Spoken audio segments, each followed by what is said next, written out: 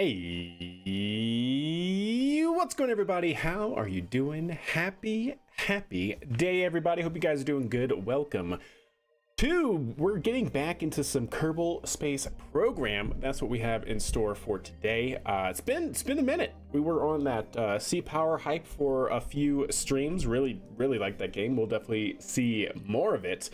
But yeah, definitely want to get back into some Kerbal Space Program. We have a good bit to talk about today and a good bit of testing to figure out today as well, because I think, if I remember correctly, where we left off with Kerbal Space Program from a couple of weeks ago, we were trying to launch our first reused booster, first stage, and we were having troubles because of how KSP and the game is interacting. So I'm hoping we can get that fixed. I think last time we did some code changes, but I don't know if we actually ever tested them because we ended stream before we got to that point. So we'll see where we left off, and we'll run through the code as well. And then also, chat, if you guys have been following the viewer contracts that we've been doing, we'll talk about this here later in the stream as well. I have pushed back the due date on the 2 open contracts that are out right now. We do have several submissions, so much love to those who have participated, and if you feel like participating, you have another week, because the due date was actually supposed to be today. It's pushed back a week until next Wednesday, so we'll talk about all of that here later in the stream once people join in. So yeah, we'll cover all that. But anyways, chat, let's get back into some Kerbal Space Program. Yes, where we left off, chat, where we left off, we were having troubles launching our launch vehicle, which you hate to see it, chat. You hate to have that problem. You really do.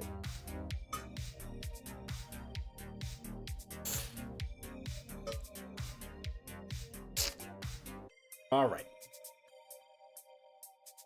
Any second now. It's got to load in a lot of parts here when we actually go into the scene, because I think all of this right here is like over 1,000 parts. That's 548. The crane is 229, so we're approaching 800 parts there. That's another 153, one off of 154. We have that, which is 11 parts. We have this, which I think is also 11 parts. No, that's 7 parts. So yeah, all in total here, we have very close to 1,000.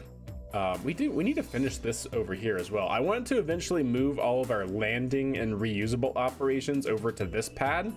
I think that would be really good. So certain things that we want to do out of the main part of KSC don't get bogged down by all the part count, because this, I believe, is far enough. It's like over 2 kilometers. To where we hopefully won't be interfering with part count, because this is going to get reuse, and landing different vehicles is going to get hefty very quick, because we're going to have a reusable our verticator that I want to kind of keep out here. Hopefully, we'll see.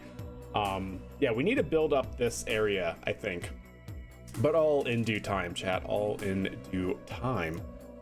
All right, so let's see where we left off. Going back to our Minerva launch vehicle, let's fly it. Let's not recover it. That would be a shame.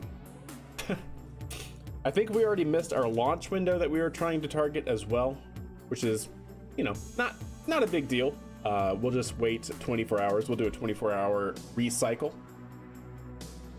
because we were having those avionics issues. Yeah, like I said, it's got to load in a good number of parts here. There it is. Good. All right. Brilliant. So this is where we left off. So this is the first stage. We actually landed it over here. We took our vehicle that basically made it horizontal. We then drove it over here to the crane. We stacked the first stage onto the pad manually. We actually moved the crane over the pad and so forth. And then we brought a second stage with its integrated payload out, and then we picked that up with the crane and stacked it onto the first stage. It's been good.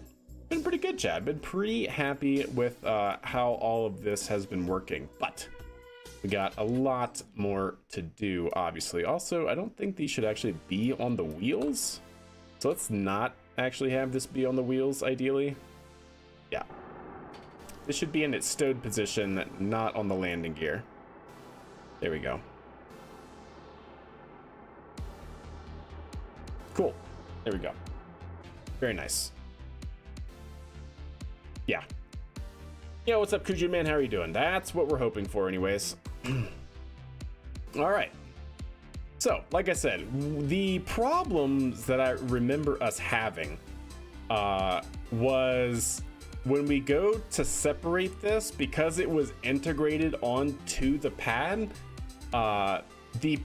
when we separate the launch vehicle from the pad is what we switch to.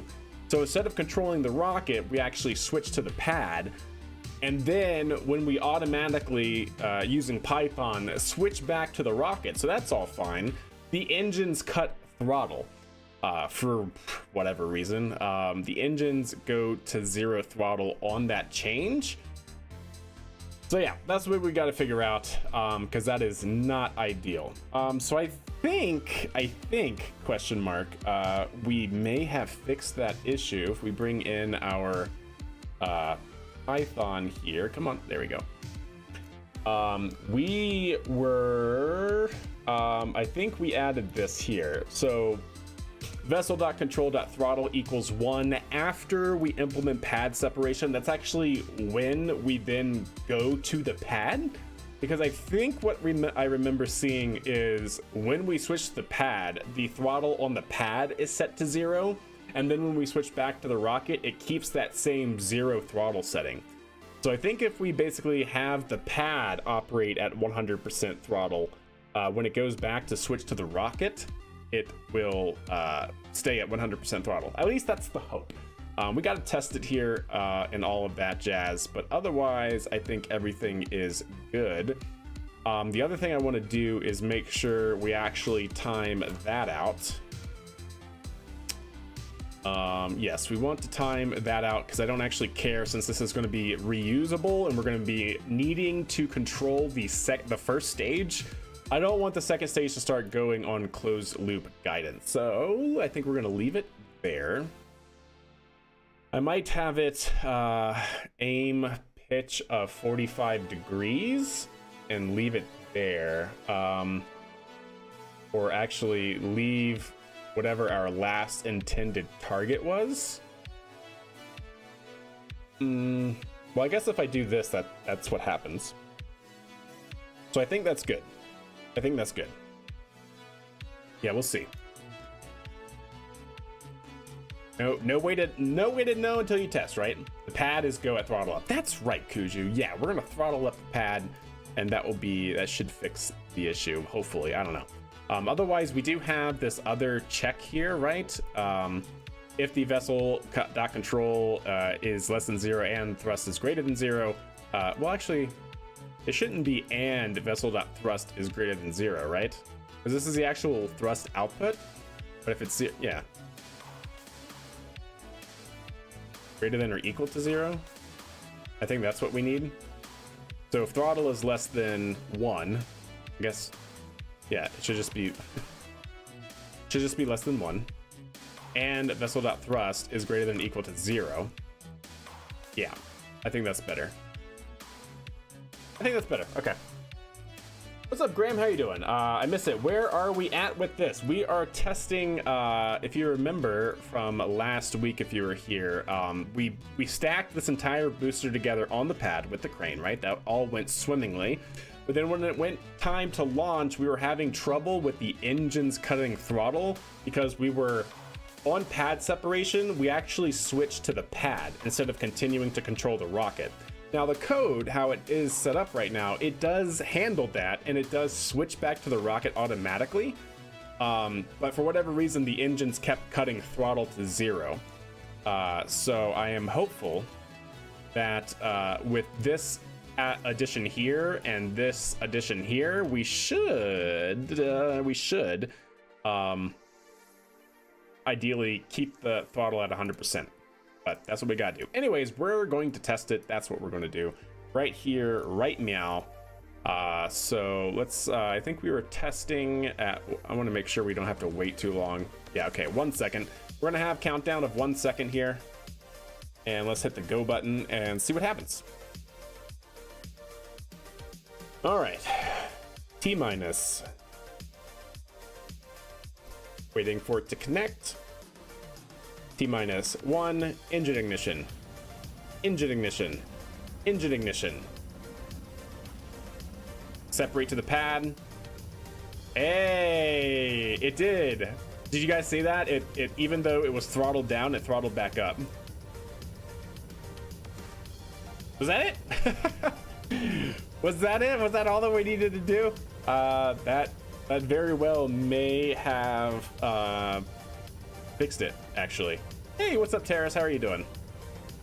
We'll have to revert and everything because I don't think we're on the flight window, and even still, per our rules, we can test our code and stuff, but if we always have to revert and actually do it live, to where if anything bad happens, we eat that cost. Like whatever bad happens after we go live, for example, yeah, there's no coming back from that. So we'll see.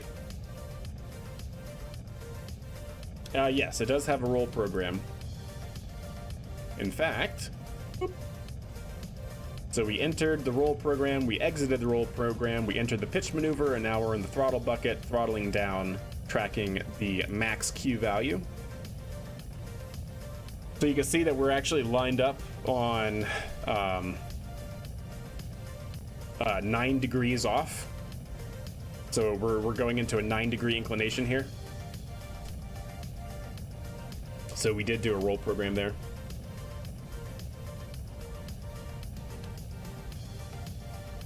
So we should be good there. But yeah, that's actually fantastic. I think we may have fixed it with that one simple thing.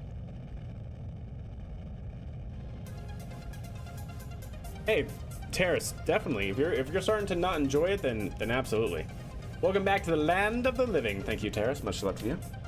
But yeah, if you're no longer enjoying it, then yeah, definitely start opening up your options and see what happens, right? Find something you like.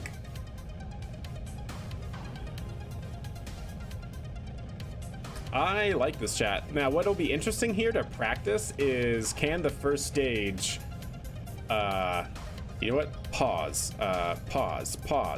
There we go. I think I have an action group set, right? Robodobodyne and undocked node. Yeah, okay, cool. That's perfect. Yeah, great. Wanted to make sure we have that so we can get the correct control point on the first stage. Stabilizing pitch for Miko, and we should have Miko. There we go. Now we should see this ignite the engine. There we go. And good, that all closed out. So now we can basically leave this here, maybe pitch it down a little bit. Yo, Nova coming in with that tier 1 sub for 23 Kerbal years. My goodness gracious, 23 Kerbal years of support. Much love to you, Nova. How are you doing? How are you doing? For a launch script, you can be 2 to 3 degrees off velocity vector before aerodynamics start to become an issue. Yes, that is correct. But also remember that was, I believe, was that orbital or surface? I don't remember. But yes, you're absolutely right, Graham. You definitely have to take into account your side slip or your angle of attack. You're doing amazing.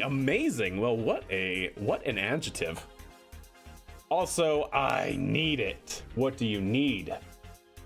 Okay, see, now you can't just give me links like this because now I feel like I need it. Oh, support. Oh, this isn't even a thing yet. I will leave that link open and definitely, yeah, right. Got it. Wow, that looks fantastic. Oh, Scott, 565 days left. Like, why do you do this to me? How many supporters do you need? And yeah, okay. Yeah, I'll leave that up. I'll support. That sounds good. You'll buy 50? Okay, well, hey, there you go. Just got to find a business that can afford to pay a grandmaster UX designer with 25 years of professional experience. Now, see, that sounds amazing. I am not in the realm of, like, software dev in that sense, right? Like aerospace engineering, aerospace company developing software, but not like that. A grandmaster. Wow. Okay. That sounds incredible. Yeah. SpaceX could be hiring. I don't know if you guys know this, but SpaceX hires very seasoned software developers and UX designers because, well, have you guys seen their user interfaces for like Dragon and whatnot? Everything SpaceX does is, yeah, they hire straight out. There's a major like software development conference every year, like the big one. I'm not in the know, so I don't remember what it's called, but like game development and stuff like that. Yeah, they hire straight out of that. I'm not touching anything related to Elon. Hey, fair enough. I'm just saying, if you wanted to get in the realm of space engineering, SpaceX hires directly out of UX design and game development, which is pretty crazy. The final boss of UX design, exactly. The New York Central Railroad operated 275 Hudsons. That's cool. Did not realize. All right, so we're going to leave this here. We're going to switch back to the first stage. We're going to hit that button, bringing us to the correct point of control. We're going to bring that out. And now engage engines and full throttle. Now I'm pretty sure we're going to have to go this way. We'll have to see exactly how that's going to go. Yep. AP's got to get above 70, ideally. Come on. There we go. Shut down. AP above 70. Heck yes. So set as target. Actually, can I switch back? We can switch back, chat. Okay. That actually went perfectly. Brilliant. Okay. We're going to go ahead and point down here a bit. Also, you know what I just realized, chat? We're not doing this for real. I was in it to do it for real. We're gonna have to revert anyways.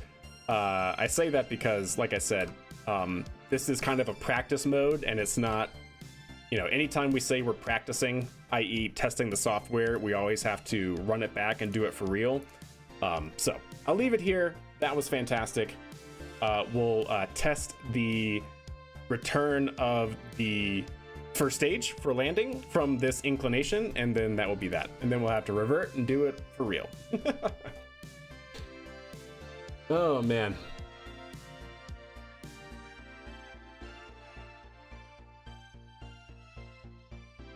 It controls ascent and landing. I do the boost back maneuver. Everything else is automated. Yeah, only the boost back maneuver is manual at the moment, which I do want to automate as well. We have to figure out how to separate vehicle controls between processes, threading. I mean, threading in Python's really easy, right? Creating a different thread, but I haven't ever tested that with KRPC, and I don't even know if that's possible. I think it should be. But yeah, there's still some development, testing, and work to do in that to actually see if we can control the first stage and the second stage at the same time. I guess that's not actually necessary either, because we could just have the second stage separate like we do now, and then find the first stage, switch back to it, and have it just control from there, leaving the first stage on SAS control like we just did. So maybe that's not even necessary, actually. But yeah, definitely takes a little bit more development. Also, the guidance and navigation has to be developed for that as well. So all in due time, chat. I wanted to get back into contracts because we have a couple of viewer contracts that we're going to get going. I didn't want to just be in a lot of coding development. I don't know if that's the most enjoyable for y'all. Get back into some actual KSP gameplay using what we've developed, so to speak. All right, something like that. And now we'll switch over here to Minerva landing. And we're back in the atmosphere, so I guess from here we will hit go. All right, and while that's going, before I forget, for the next go around, do that. Perfect.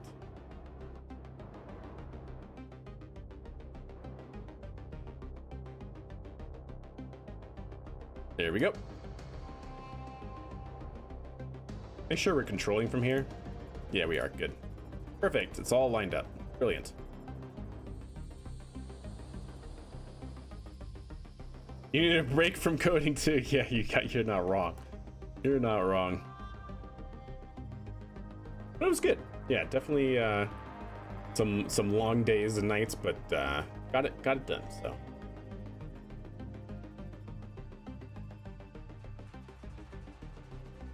I saw them design a whole system on the Cubicle game where it can attack stuff and defend. It was like a 3-page long script. Nice. Nice.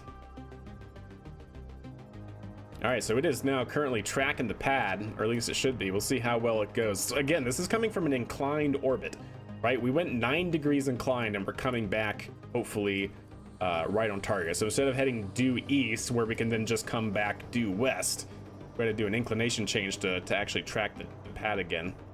Also, how much fuel do we have? Oh yeah, we got plenty. Good. Yeah, I'm feeling good. All right, it looks to be locked in, tracking the pad. Nice. Starting to slow down. It's looking really good, chat. We'll see, we'll see. I see you got Firefly. I do have Firefly. Yes, I haven't tested it yet. And I guess this isn't going to go fast enough to where it will, right?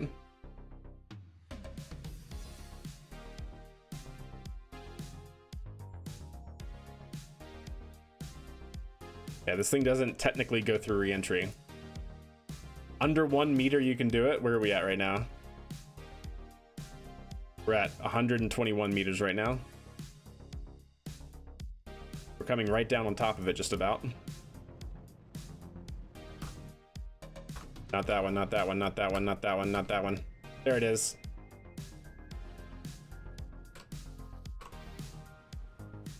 Uh-oh. I think I screwed up, chat. Oof. I don't think that's gonna do it. I hit the, I turned off the engines too soon. Is it gonna stay upright? Oh, no way. It did stay upright. Wow. I cut the engines too soon. I actually hit the wrong button. Anyways. Yeah, I needed to hit 3 and not 2. 2 shuts them all down. All right, well, look at that. Not bad. And how far away are we? 40 meters. I'm happy with that. It's not too bad at all. That's pretty, that's not too shabby. Oh, man. All right, well, like I said, now we would be able to switch back to our first stage, but had I continued the first stage after boost back, we would have been able to get that in orbit, I'm pretty sure. So pretty happy with that. Let's revert and do that for real, question mark. That was really close indeed. That was a little sketchy. That was a little sketchy.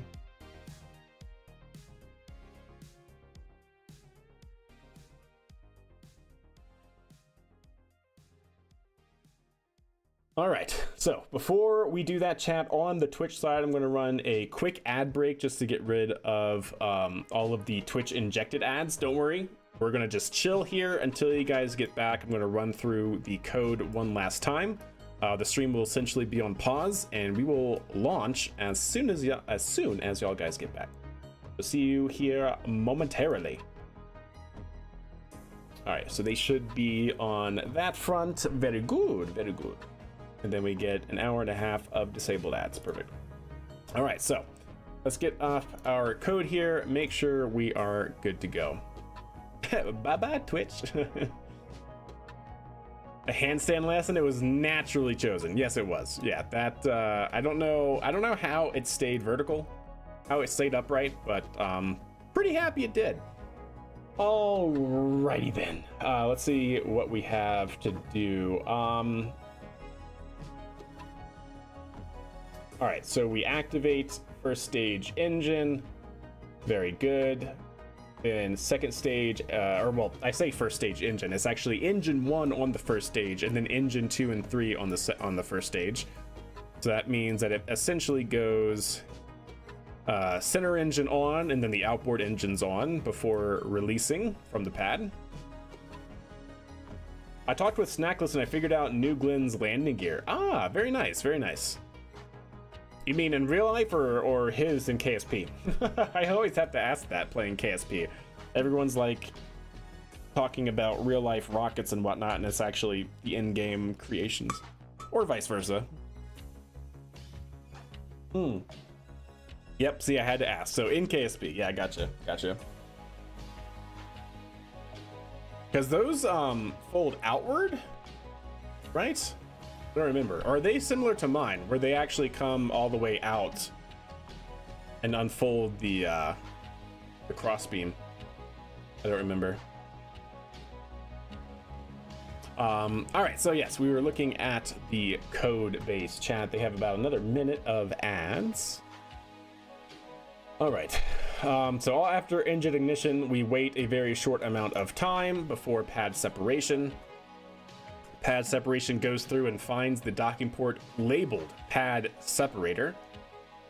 We then undock that, and then we wait a very brief moment for the game, or I should say the code, to recognize the separation event. We make sure that basically after pad separation, we switch automatically because of the game. We actually switch to the pad as the vehicle. And while we do that, we make sure the throttle is kept at 1. Do I need that to be 1.0, by the way? I think I might need to. Yeah, it's a float. Okay, cool.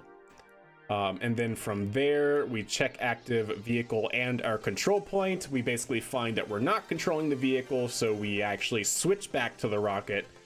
At that point on the switch, we check to make sure our throttle is in fact set to 1 again. We set up our telemetry, and then everything, I think, goes well, question mark. Yeah, I think we're good. I build Sea Dragon in KSP or IRL. Portable gym. You always have to ask. You never know. You could have just somebody in Twitch chat or YouTube chat that's literally they own a company that's building Sea Dragon. Who knows? You know, or they're talking about their marine animal. You just never know. You have to ask. You always have to qualify it. All right, it looks like Twitch chat is back in action. Alrighty then. So, just make sure everything is good to go. I think we're gonna have to time warp here because I don't think we are on the proper flight azimuth or flight window anymore. This is going to be tag engine 1, engine 2, engine 3. Perfect. That looks good. Okay. So yes, this has to go into, I believe, this pink orbit here for Clampatron. Yeah, let me actually pull up the flight log here. If we go down to where we were, Navsat 3 is the mission. We're probably going to have to push our launch time out. Navsat MPU 3rd stage, that all is fine. That all is fine. Yeah, that's... The launch cost was only 34,000 because we're reusing the first stage, which is pretty awesome. Factoring in first stage reuse, only cost of second stage and payload. Pretty good. Pretty good, chat. So we're trying to get into this orbit, 15. So this is for a Clampatron contract. So 15.2 thousand kilometers. Yep. So it should be that one. So we're looking for the pink orbit. So I think what we're going to want to do is cycle 24 hours because I think we just missed our proper flight window. And how you can check, of course, is by lining up on that ascending node marker, making sure it's one straight line. Oh yeah, I also want to aim at Kerbin, zoom out, make all of that one straight line. Something like that. And then if we zoom in, yeah, so we passed our flight window. We basically want it to be right here. All right, so in that case, let's go ahead and time warp 24 hours. Well, 24 hours in real life. This would only be, what, like 6 hours in game time. So we'll be launching on day 31. Essentially a 1-day turnaround. Hey, what's up, Dylan? How are you doing?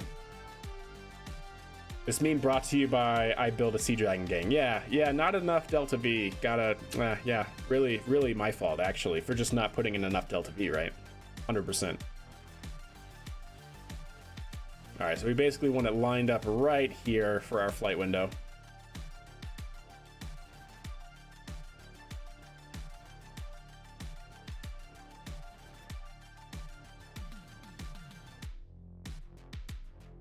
Come on, a little bit faster. There we go. All right. I think we'll call it pretty much there. Maybe not quite there.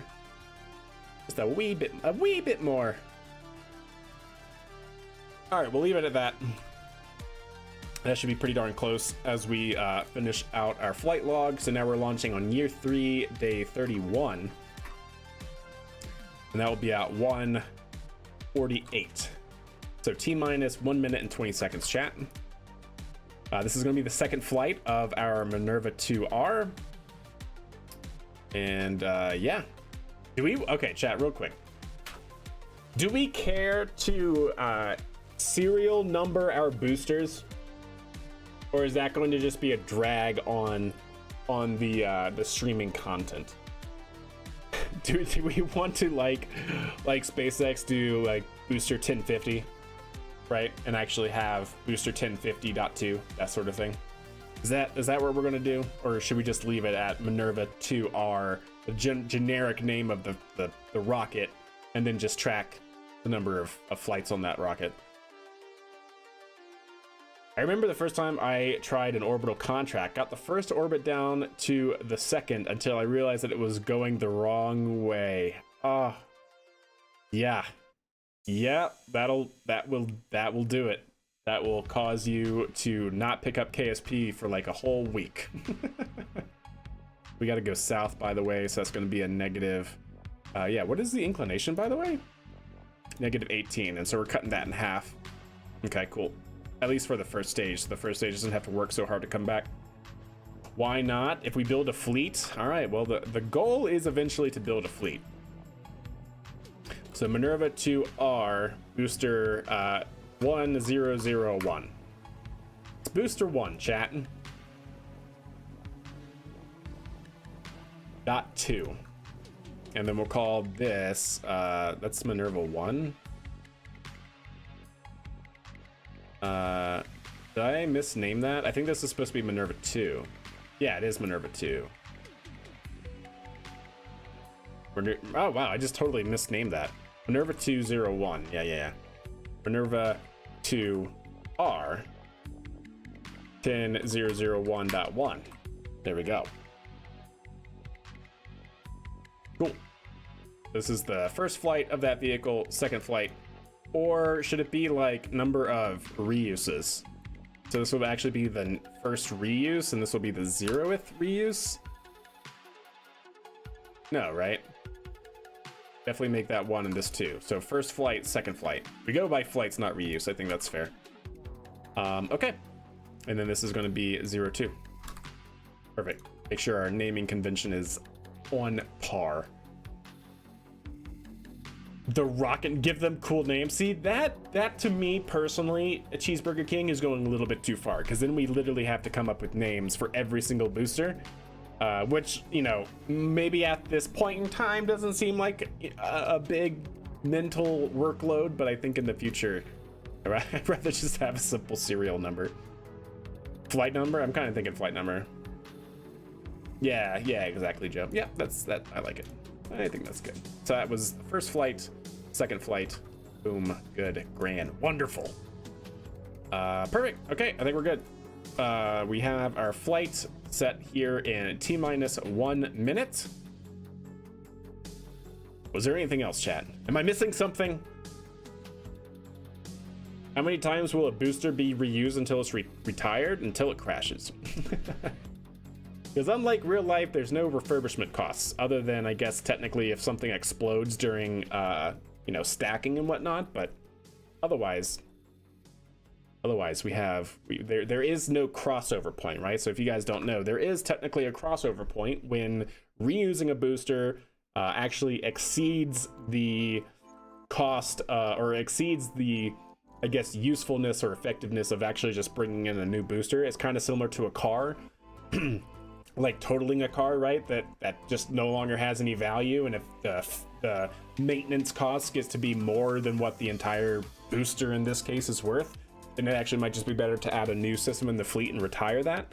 There's actually that crossover point where the maintenance costs become too large because you have to swap out all of the engines, for example, or you know, you find that the stresses and strains on your tank wall have caused cracking, and it could go at any second, so then you would have to redo the entire tank structure, and that's not practical on a rocket, so then you just enter a new one into service. Yeah, I think we don't have any of those problems here in KSP unless something explodes, so we might as well just go for infinite reuse, right?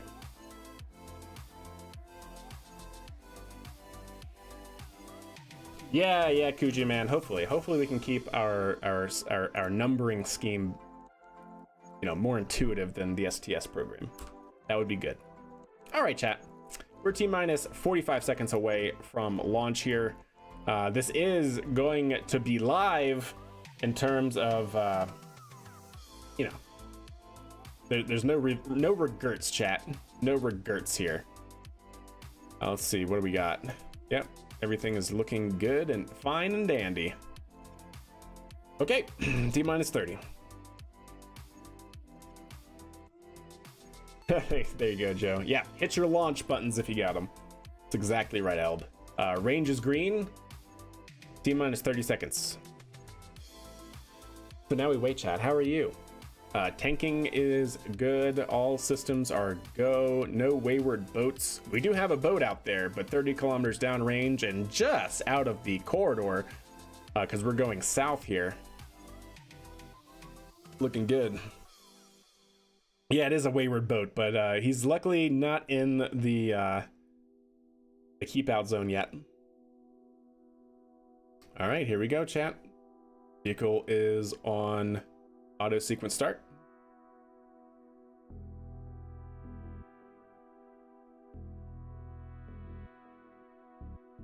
T-minus 15. Not that one, there's another one. Well, it's not on my radar, so you know, there we go. And we're go for launch. T-minus 10, 9, 8, 7, 6, 5, 4, 3, 2, 1. Center engine start. Outboard engine start.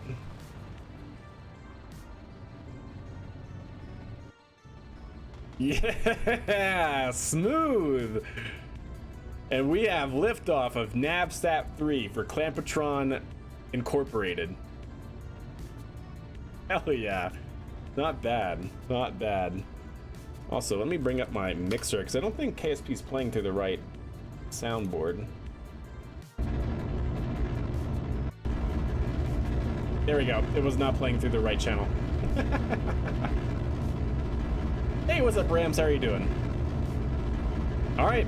We have booster 1.2 on its way to space, heading south at a 9-degree inclination. Vehicle is now pitching down range and stand by for max Q track.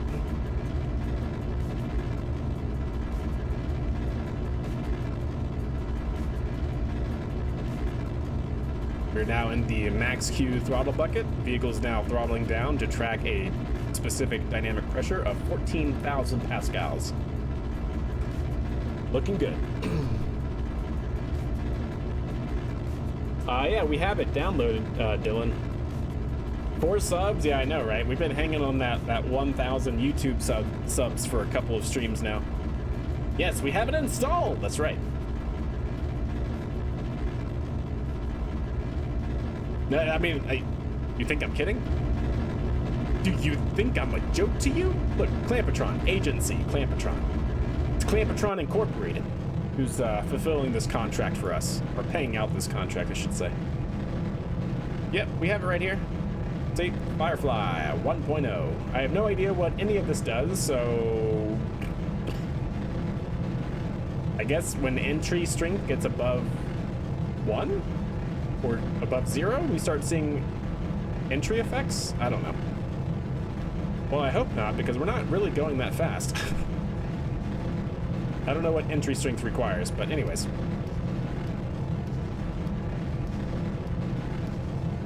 Oh, still negative. So it's not above 0 yet. Ah, okay. Interesting. Yeah, I don't know what that entry strength is supposed to do, but anywho, we're stabilizing pitch for Miko. And we have second stage separation, and good second stage ignition. All right, perfect. So we're gonna bring this down here, and we're gonna go ahead and do that. Don't worry about that. That's totally normal. Totally normal, chat. And we want to go more south. There we go. We have a bit of an inclination change to do. Meanwhile, let's go ahead and do this and make sure we are controlling backwards. There we go. And there we go. Whew, yo, Cozy coming in with the 40 biddies. Good lord. Why, thank you very much. All right, let me not mess up this boost back burn because I'm about to. That would be kind of bad. Oh yeah, I'm definitely about to. Come on, perfect. Okay, I think that's fine. I think that's fine, yeah? Yeah. Move that back. Nope, stop it. There we go, okay. All right, we're good. Costy's coming in with the 40 biddies. Much appreciated. Hope you're doing swell tonight. Yeah, we got to go pretty high in altitude here as well. Got to have a pretty high inclination as well. Inclination track right now is 14. We need it to be 4 more degrees. 18. Yeah, that's right. 18. Okay. We're looking good. We're above the Kármán line, so we should definitely probably do this. There we go. Good fairing set. And like I said, we got to go really, really, really high. So I don't really care about getting an orbit. I just care about going as high up as we can because we got to hit a periapsis of 10 million meters. So 10,000 kilometers would be pretty good for us. Still working on that inclination change. We can continue doing that here. We're 2 degrees off our inclination requirement. I don't know if we'll actually be able to satisfy our inclination requirement here. We might be a little bit off. It's not really going down at this point, so we'll see.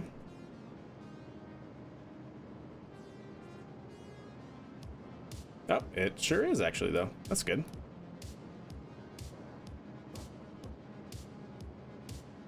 All right, we'll keep it there. A 1 degree inclination change is fine. And we're gonna go ahead and shut down, I think. Because we've actually just about achieved orbit, and from this point, the first stage will actually be able to separate and re-enter the atmosphere, so that's actually pretty good. And then I also want to make sure that we are not going to lose track of our booster. So I want to make sure we switch back here. I hope this works, chat. I hope this works. Oh, well, that's true, Blur. You're not wrong about that. I always forget that's the thing. All right, let's go ahead and extend that in. We're gonna go ahead and do a loop-de-loop. We can get our proper track here. And we'll go ahead and kind of line ourselves up a little bit as well. There we go. So how are we doing? How are we tracking? Ugh. Ooh. Not great. Not great. Not gonna lie. Not great. We'll see if it can recover though.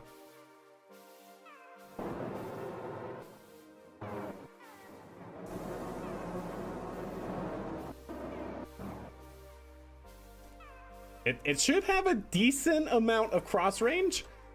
I don't know if it has that much though. We'll see. This might be the end of the booster. That was an unplanned distraction. That's okay. We'll see. We'll see. Don't give up hope, okay? Don't give up hope.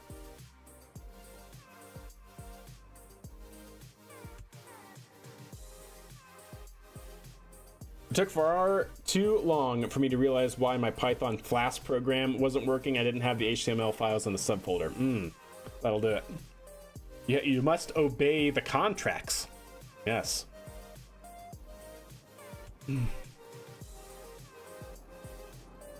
Come on, baby. You can do it. It is tracking the pad. Once we get into the lower atmosphere, it should be able to track the pad better. Come on, come on.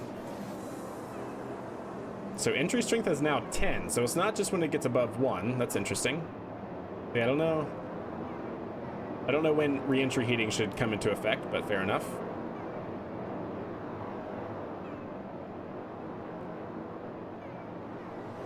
There we go. All right, come on, move it back. Where are you going? I'm not sure what the control system is doing right now. It should be doing something kind of like that. Where are you going? You should be going that way, but it's like locked for some reason, and I don't know what's up.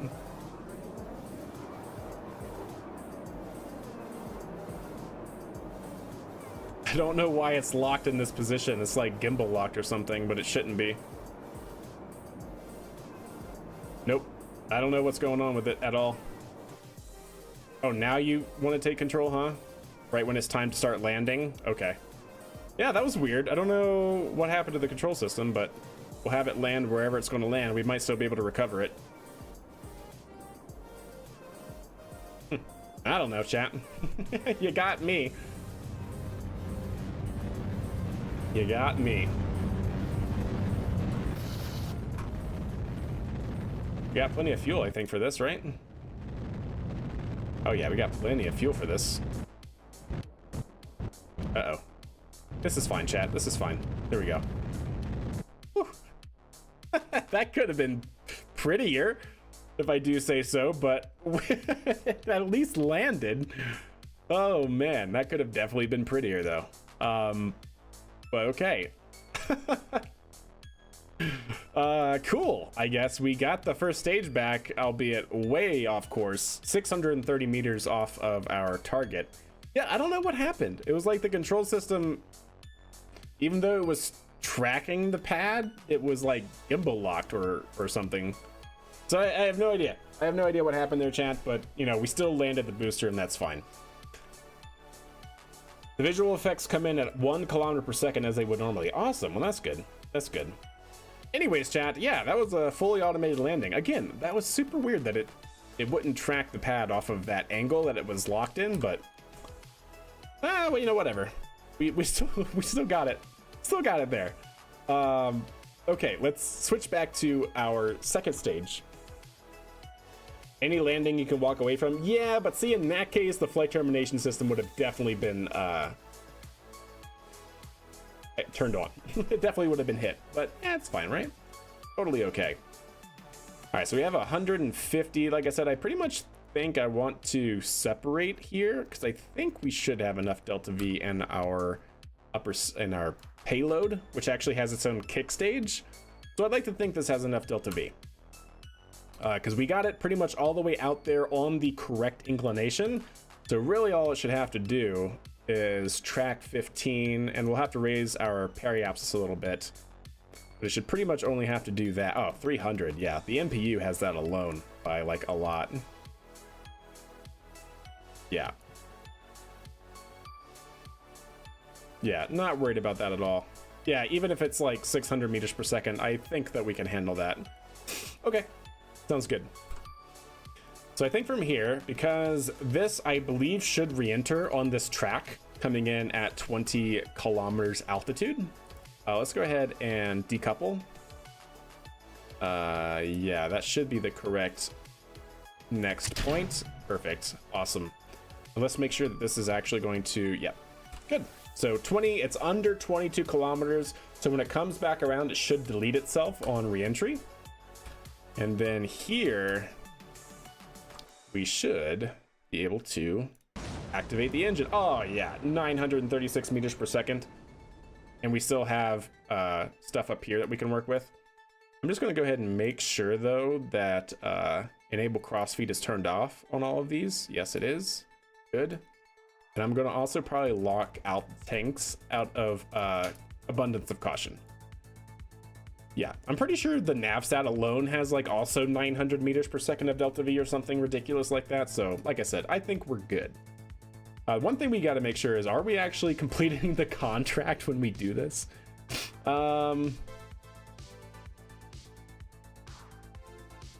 Yes, we are in fact completing the contract when we do this. So that's good. That's good. All right. So I could actually, if I wanted to, bring this up to altitude here. We'll go ahead and kick away from the upper stage a little bit here. just to get some separation. And then I should be able to ignite the engines just to get our apoapsis hopefully in line with this. So we're going to be halfway between 10-3. Maybe not quite halfway. Yeah, not quite halfway. Call it a third. A third of the way between 10-3 and 15. So what is that, 12? Not even, like 11-5? Yeah, like 11-5, right? We get our handy dandy calculator out. Your batteries are low. Recommend change of batteries. Okay, I'll do that next. I'll try to remember to do that before next stream. So we have 10.3 minus 15, 15.2. So that gives us a 4.9 difference. And then we say it's going to be roughly a third of that. So times 0.33. So that's going to be 1600. And then add back in our 10.3. So yeah, we need to be targeting 11.9. So we should be targeting like 11,900 kilometers for our apoapsis. Good. I think that's fair. I think that's totally doable. So we're just gonna, I think, turn our engine on and hope that this drop tank is far enough out of the way. It most certainly is. Perfect. And we're going to aim for that 11.9 roughly. Yeah, that seems pretty good. 11.6. I like it. Cool. There we go.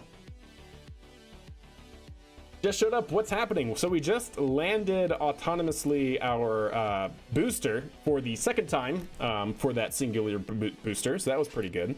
And now we're in the midst of sending this contract, or this payload into this pink orbit for a contract completion, for a payout, for a payday. So hopefully we can get that done. So what I want to do now here is I need to actually probably aim wherever that intersects. So somewhere like here, add a maneuver, so we can bring this up. And that should basically be a 0 inclination difference, just about, I hope. Something like that.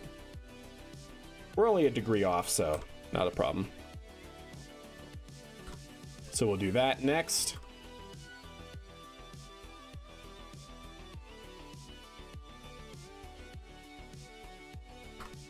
I like it. It's going pretty good. It's going without a hitch so far, chat, gotta say. Well, I guess I shouldn't say that. Technically, the first stage was a hitch. But we landed the first stage, so I guess that's a plus, right? All right, and then let's go ahead and warp to next maneuver. And it's only 9.6 meters per second here for this inclination change, so that should be pretty easy.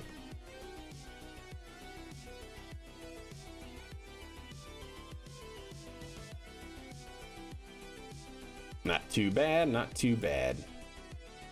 So it's going to be a 1 second burn in about 40 seconds. Go ahead and time warp a little bit.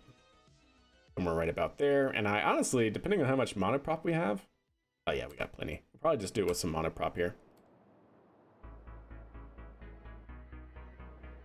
Yeah, we got plenty of monoprop.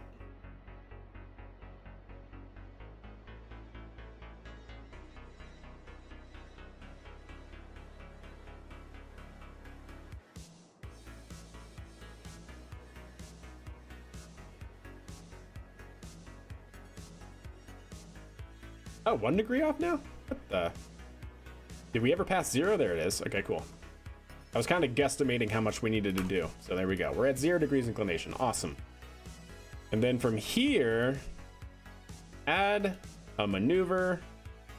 And we're just going to drag this out.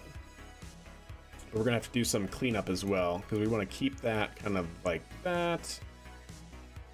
Actually, do I want to do that here? I might not actually want to even do that here, chat. Well, I guess, I mean, I could.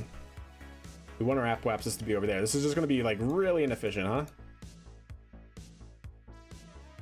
Yeah, just make it really, really stinking inefficient. But, you know, at the same time, we have the delta V. We have 900 meters per second delta V here, so why not? I mean, that should be close enough. That should definitely be close enough for the contract, I think.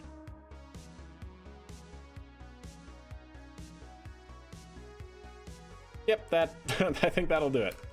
We won't even have to get rid of the MPU. This will be fully fueled on orbit. That's not too bad. Cool.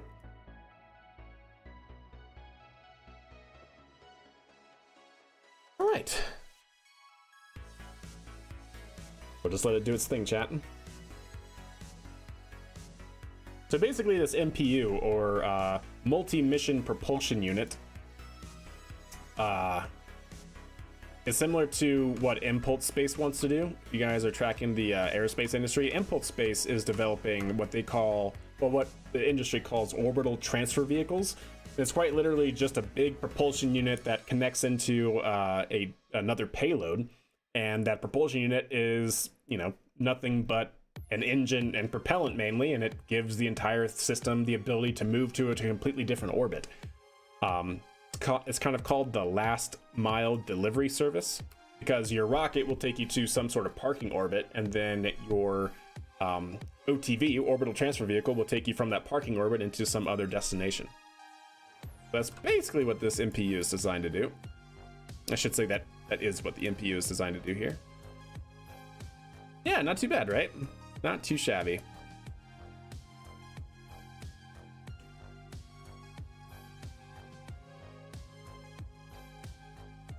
All right, stand by. It's going to be a 1 minute burn, though. Pretty long burn.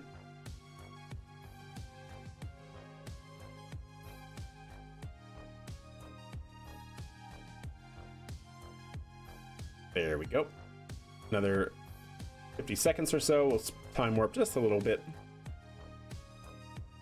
And there we go. 15 seconds for the burn. This is actually really good for us as well, because we get another relay sat to help us with future missions. So that's actually pretty good for us to put this into orbit as well. Very high orbit too. And inclined. It's kind of all around really good for us. Let alone the contracts. That engine looks super nice. The Spark engine looks really good with waterfall. Yeah, I like that. Hey, what's up, Captain Failure? How are you? Even got an interim upper stage in there? Yeah. I've been replicating stages for the next RSSRO. Nice, that's cool.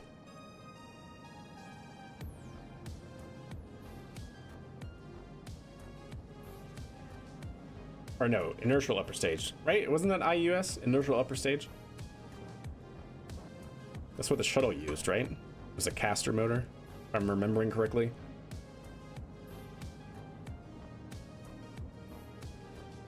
All of the 3-letter acronyms.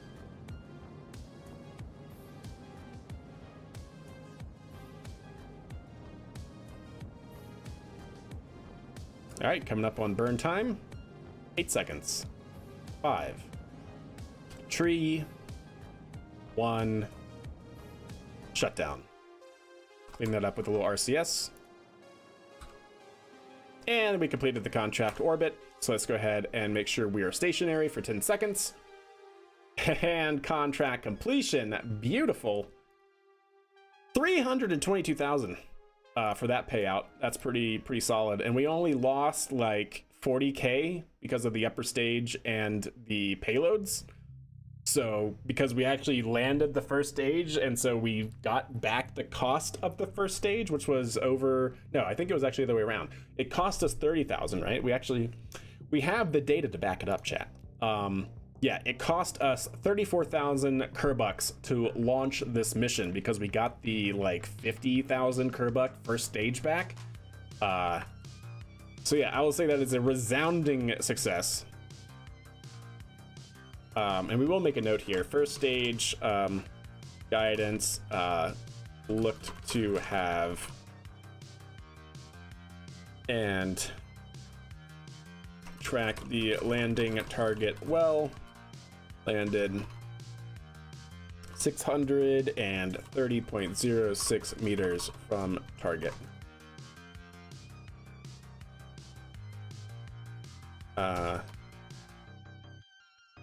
Let's see, note to bene. This was the first time landing back from inclined orbit, and boost back burn was off. Yeah. So it had a long way to go, but I still don't know why it basically had insufficient control allocation. It did start out as interim, gotcha. Yeah. All right, well, with that, chat, I think I'm going to ditch our vehicle here, our OTV, our MPU. Leaving this in its desired orbit.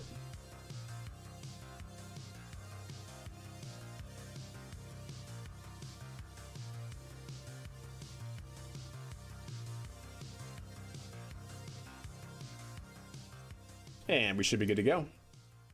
I do any mystery goo observations up here? Oh, I can. Oh, wait, no. For 0. Yeah, okay, that's fine. Let's go ahead and keep that. Doesn't really matter. And how about this? That I can do. And I will do. 56 science for that? Heck yes. Brilliant.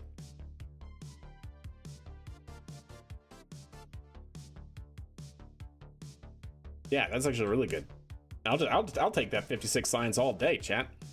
We're sitting at that awkward point where we don't have enough money in the game because it costs us over 17 million Kerbucks in order to unlock the last tier, or I should say the last level of Research and Science Center. And we have to do that before we can get the last 2 tiers of tech. So the last 2 tiers of tech in career mode are locked behind the tier 3 Research Center. So we have 12 million or something like that. How much do we have? Yeah, we have 12.5 million Kerbucks right now, and we're still 5 million Kerbucks away from being able to even possibly unlock the next Research Center tier. Yeah, so we're kind of in that hard place where right now we're just getting science, and because that way when we actually do go and unlock that, we have almost no, requirement to wait. We should be able to unlock the last tiers, or at least some of them. The ones that we care about, like the shuttle parts and the bigger tanks and engines. Oh, and the tires. Gotta have those tires, chat. My goodness gracious. Bane of my existence. I really want those next-gen rover wheels for our trucks and whatnot, our infrastructure. All right. So we should be able to go ahead and unlock, or I should say lock retrograde. And then our engine, yeah, we have 1600. Not bad. And I just want to deorbit.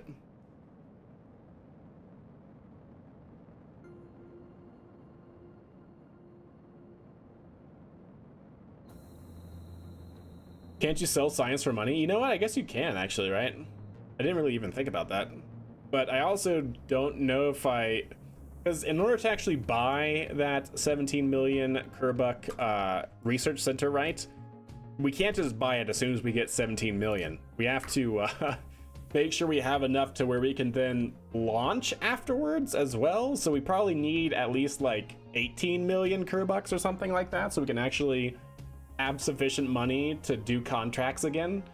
But yeah, so we're still basically a long way away, I should say, from the next research center. Oh, it's only 16.9. Okay, I was thinking it was 17.9 for a second, but yeah. 17 million Kerbucks, so we need probably at least 18 before we purchase this. Because, the only thing, these are the last 2 tiers in the tech tree are blocked behind that. Cannot research technologies over 500 science at this level, so we need the next tier. And look how much science we have, 1600. So we can at least get 3 of these potentially for 550. And so we can get some of the shuttle parts. We can get the bigger tanks and bigger engines, which wouldn't be bad. Yeah, we can get like those 3. I really want these ruggedized vehicle wheels. That would be really helpful for us. And like, obviously I want everything here, but priorities. Like, we don't necessarily need these probe cores, don't really care about that. Don't really care about electric propulsion at the moment. It would be probably nice to unlock these relay antennas and stuff to, when we start going to Duna and further. It'd be nice to have the fuel cell. Don't really care about the RTG. Don't really care about those probe cores. Don't really care. It would be nice to have the larger holding tank, I guess, for when we do ISRU, but that's also not necessary. So I really only want a few things in these last tiers. Pretty much all of these last tiers here would be really great to have. These, don't really think I care. Don't care about the rapier. Don't really care about this, except for maybe the holding tank. Yeah, I don't care about the probe cores, and I don't care about the RTGs. But these, so this last wall, this last line of defense would be great to have. So, anywho.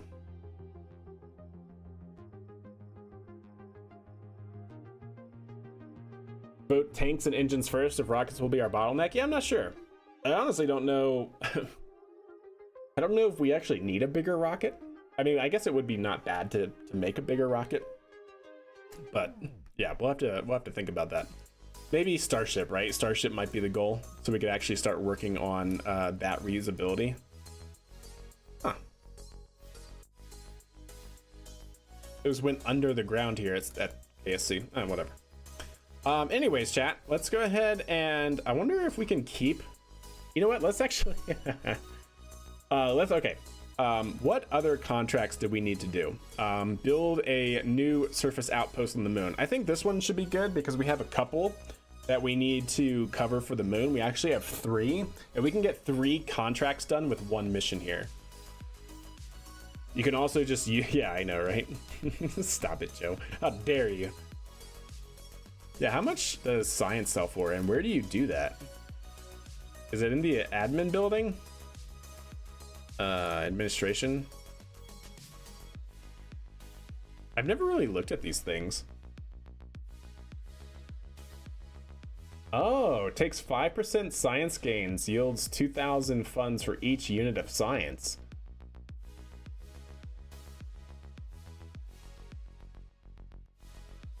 Interesting.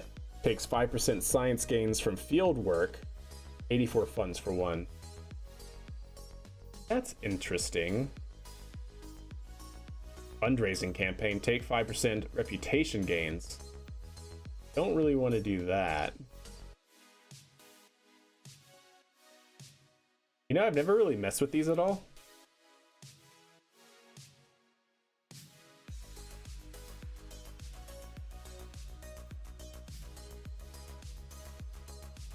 Interesting. I've never messed with these, honestly.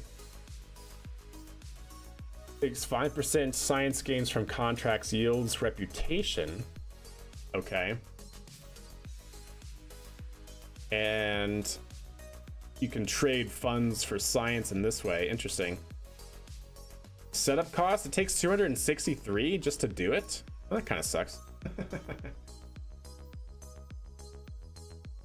Interesting. I don't know if I actually want any of those yet.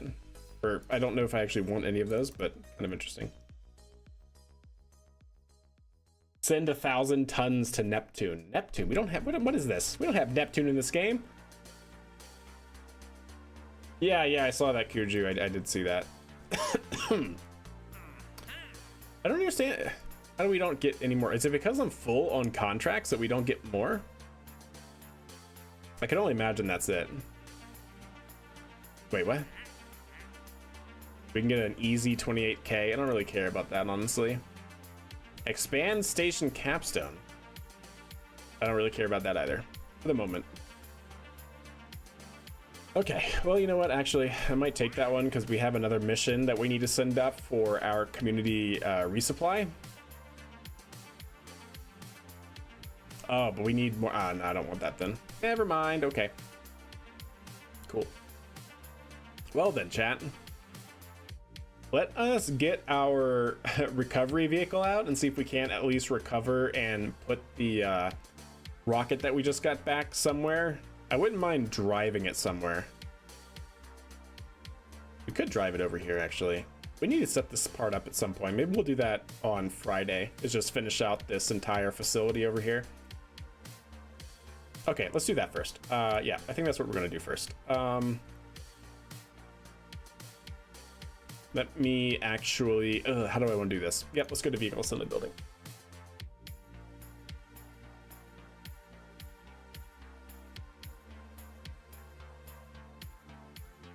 The aggressive negotiations might be worth it for tier 3 science building, maybe.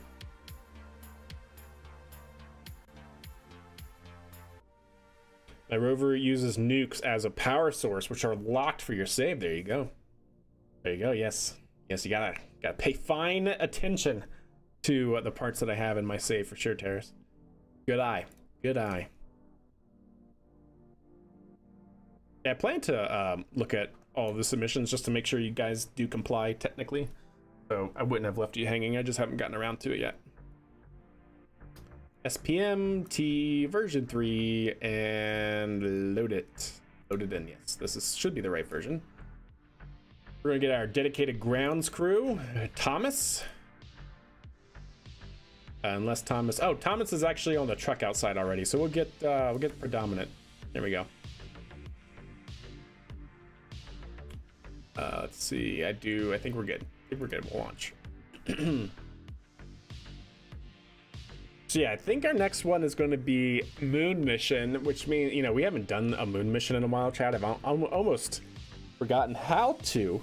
But we'll be launching Kerbals in a crew exploration vehicle, or CEV, and we also have our alpaca style of lander that we're going to have to use as well. We'll have to make sure it complies with the contracts though, because we need it to support 5 Kerbals. My god, those lights are totally washing us out, but anyways, not important. Not important. So I really have no idea how I'm gonna get there, because it's there and I don't know. Like, I need a spot that isn't going to be too steep, ideally. Like, is it worth putting in like a ramp, Chad? It actually might be worth putting in a ramp. Yeah, you know what? Let's try this out here.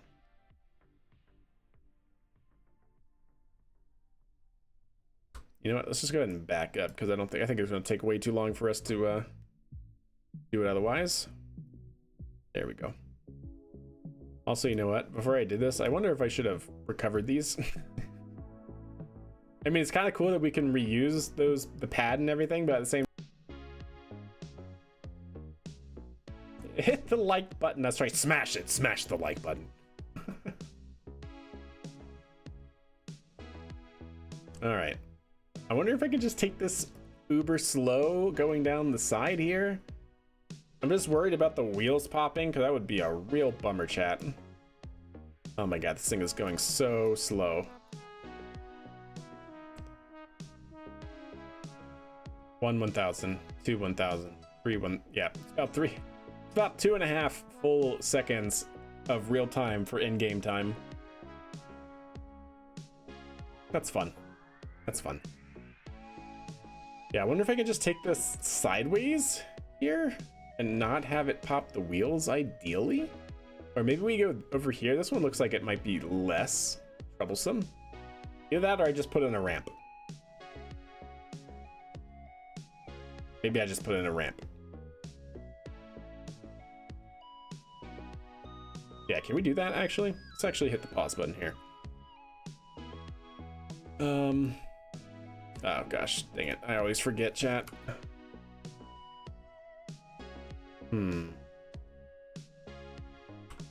Aha! I remember the keybind. Heck yes. So spawn new. I don't want a runway. Prop truck. Cactus building.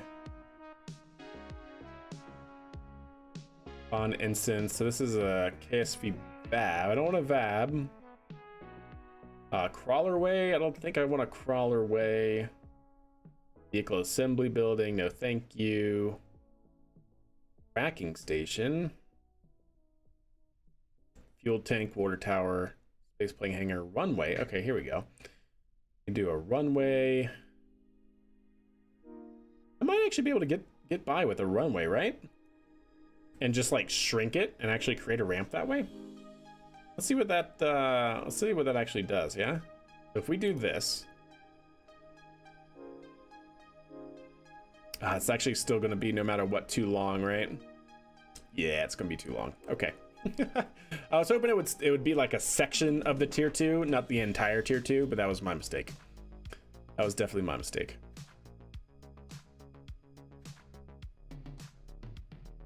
Yeah, I think we can do better. I think we can do better.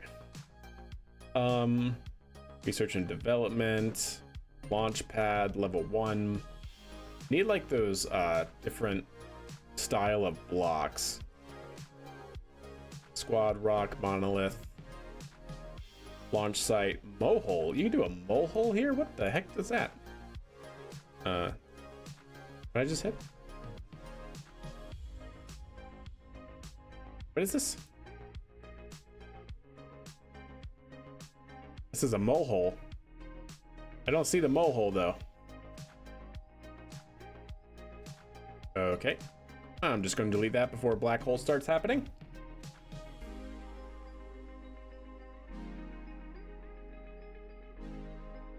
All right, that's cube, runway threshold markings, small hangar. Man, there's so many things in this. A landing zone. I really just want like, oh, a road? Maybe that'll work actually. This actually might work. Stand by. If I did that and then brought this down until we're basically even with that edge there. And then yaw rotate. I think this will work.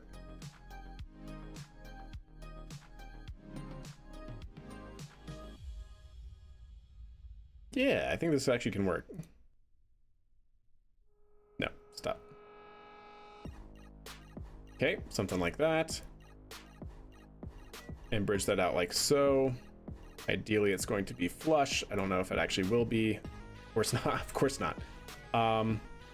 Very, very small increments. And let's go down.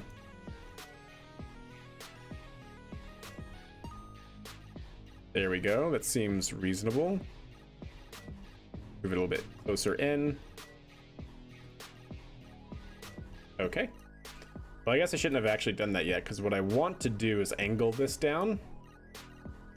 So pitch. Yeah, pitch is going to need to be what happens. There we go.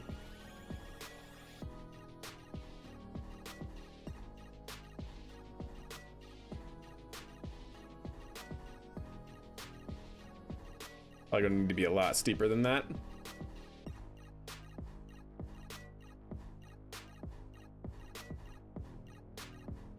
Four degrees maybe. 4 degrees looks fine. Yeah, 4 degrees actually looks okay. And then if we can just make sure it's not going to have a massive incline to go over or under. There we go. Look at that, chat. All right, cool. Save and close. Haha, let's see how that goes. Yeah. Yo, what's up, Notes? How are you doing? Yeah, if you're wondering, that is a mod called Kerbal Constructs, both with a K. This one right here. Yep, Kerbal Constructs. So it allows you to place different assets on the map, including working fuel tanks where you can actually refuel your vehicles on the pad, which is actually pretty cool.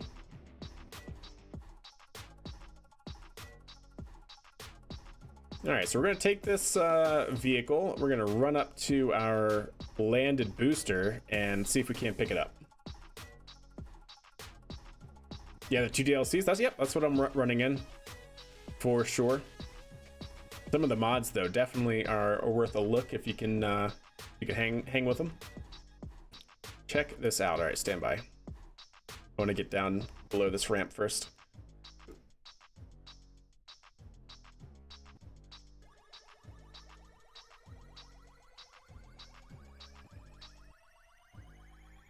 Please don't pop. Please don't pop. Please don't pop. Please don't pop. Oh, it didn't even bottom out. You know, I didn't even think about how long this is and bottoming out, but it didn't look like it did. All right, look at that, chat. Nice. That worked, I guess. and a smooth transition to KSC proper. Beautiful. All right, and then we'll head that way.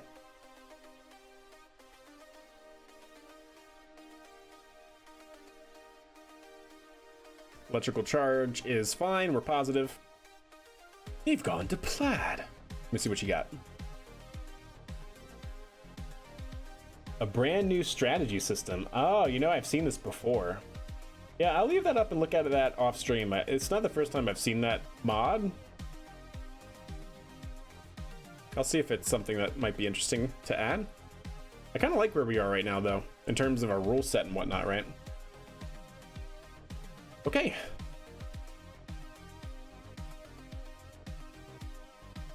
So that should be our docking port that we're targeting right there. Yeah, we're kind of chilling, chat. Hey, what's up, Kerman?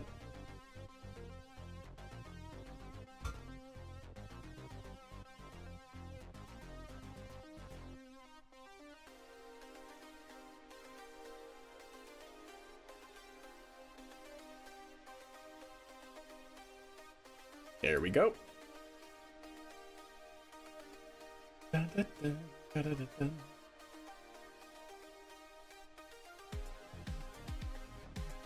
He gives them actual objectives to hit. That's pretty cool. That's pretty cool for sure.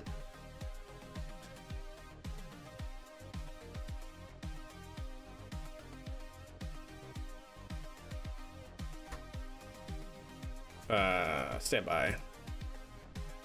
Is it not 5? I need to check the action groups real quick.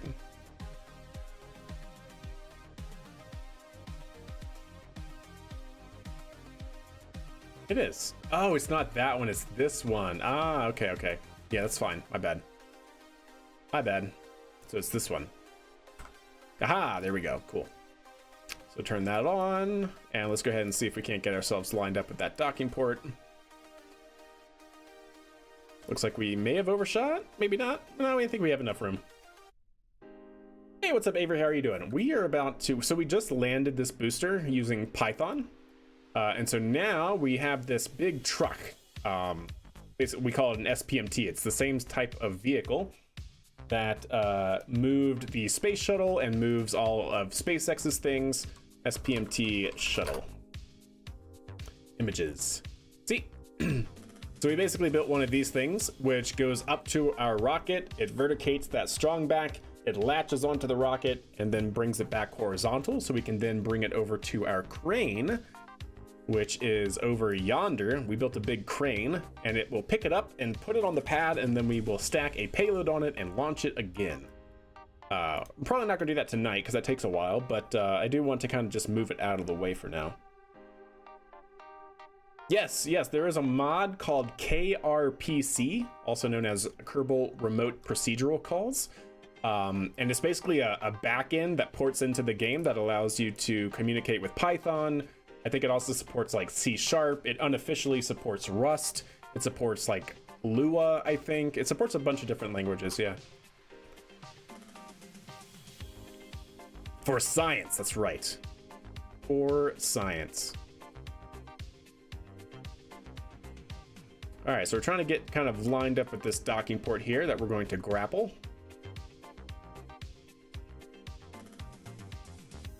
It's hard to see it with the tall plants.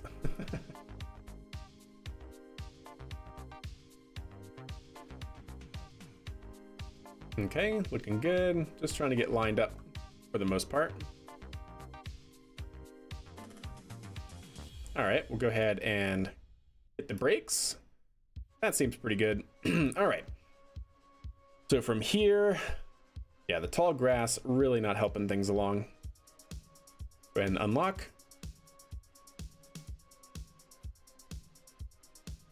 And we'll bring it up.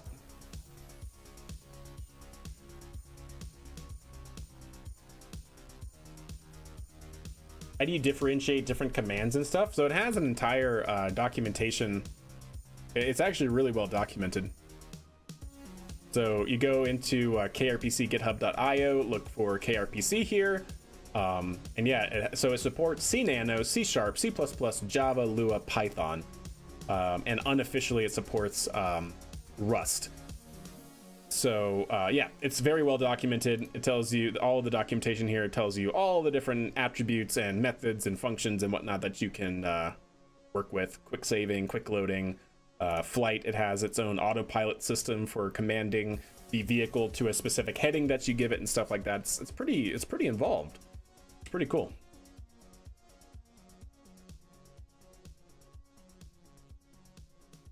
Instead of trying to figure out stop the 2032 asteroid to not hit us, we start working on how to get it to hit us. Well, that sounds counterintuitive.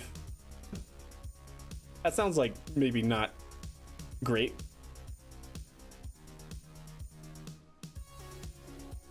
Can you be a Kerbal? Absolutely, Rams. That sounds like a plan. Actually, you know what? Tell me how you want your Kerbal cooked now, and I'll get you in there. Or do you already have a Kerbal? If you don't have a Kerbal, let me know how you want your Kerbal cooked. I need to know, what is it? I need to know male, female. I need to know pilot, scientist, or engineer. And I want to know, based on a percentage, 0 to 1, your courage and stupidity levels. So I need those, what is that, five things. 6 things, I guess, technically.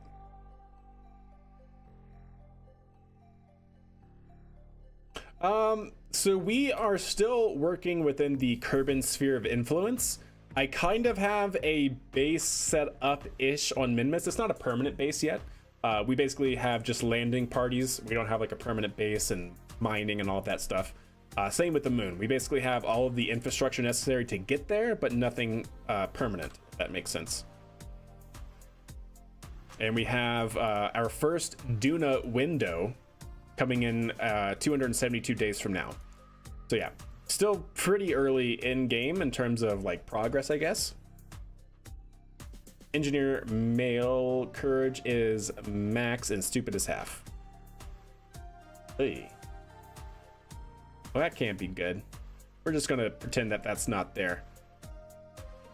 All right, so we got Rams Kerman, male, courage, engineer, courage maxed out, stupidity half. Courage is max and stupid is half. Perfect. That engineer, male, Rams. Cool. There we go. And boop.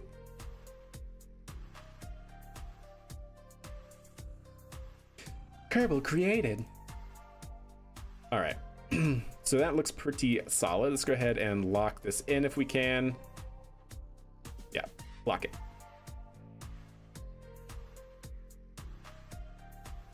Okay, I think that was good. And then we should just be able to now back it up, chat. It'll be interesting to see how this takes the the ramp here when it has a load. That will be interesting, I guess, is the word. Let's also aim back here. Aim camera. There we go. I want to see how exactly this is going to line up here. Not bad.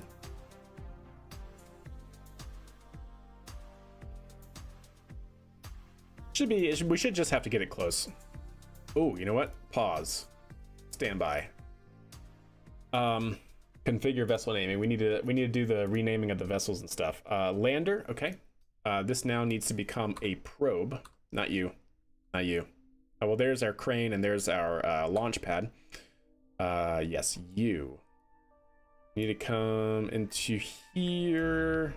And if I can see it, you, vessel naming, rename vessel. You should be a probe, accept. Good. So if we go to map view, you are a probe. Perfect. Brilliant. I have to do that because otherwise it will maybe cause this to crack and strike. And if you want to know why, I can certainly go into that. It's a little involved. It's a little advanced. Takes a while to explain, but hopefully that will not have it crack and strike and explode on docking. Let's try to get it lined up as much as I can here. There we go. A little boop never hurt anybody, right, chat? Yeah, so we're a little bit off. I think that should be okay. I can probably just continue backing into it and it will move it straight. Yeah, look at that, chat. Perfect. Getting better. Move it a little bit more. And we'll call it like that. That should be, I think, pretty close. Yeah. All right. And then what I actually want to have happen here is get our pistons. Move them up. Off the wheels, ideally. Perfect. And now we should be able to do the same back here. And hopefully it will dock.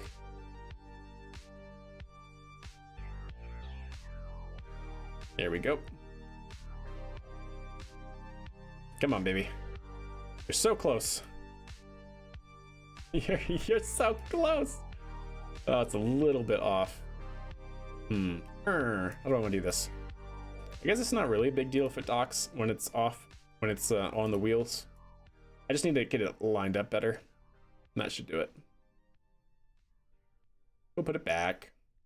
Turn the brakes off. See what we can do. Because it should actually, I think, dock if we're lined up. So let's just pull forward a little bit here and try again. Something like that. Get it something like that. Ooh, there we go. That was it. That's all we had to do, chat. And now, there we go. Perfect. Brilliant. So do we pop any wheels? I don't think we popped any wheels, so that's good. It's hard to tell in the tall grass, though.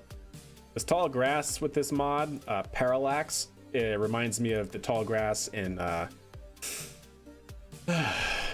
Jurassic Park. Like, I just feel like raptors are gonna come out of nowhere and eat the Kerbals, but we're fine. It's fine. Make sure we have everything jacked up so the load is off of the vehicle itself, or off the wheels, I should say. That can also cause crack and strike, which is not great. I hate to see it. Good. And now, need to come down here and look for you. Is it this one? Yes, it is. Pause. Go back. Brilliant. Make sure everything is unlocked here. It is. All right. Now we should be able to unlock the landing gear. Bring them up a small amount. Retract that. And retract that. And have you bring it in a little bit like that. And we keep doing this ever so slightly, continuously.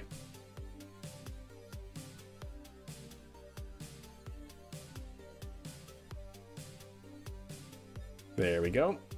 Not bad.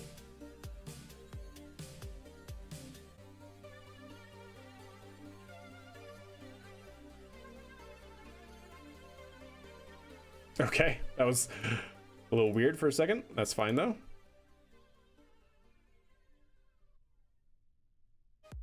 Ease it.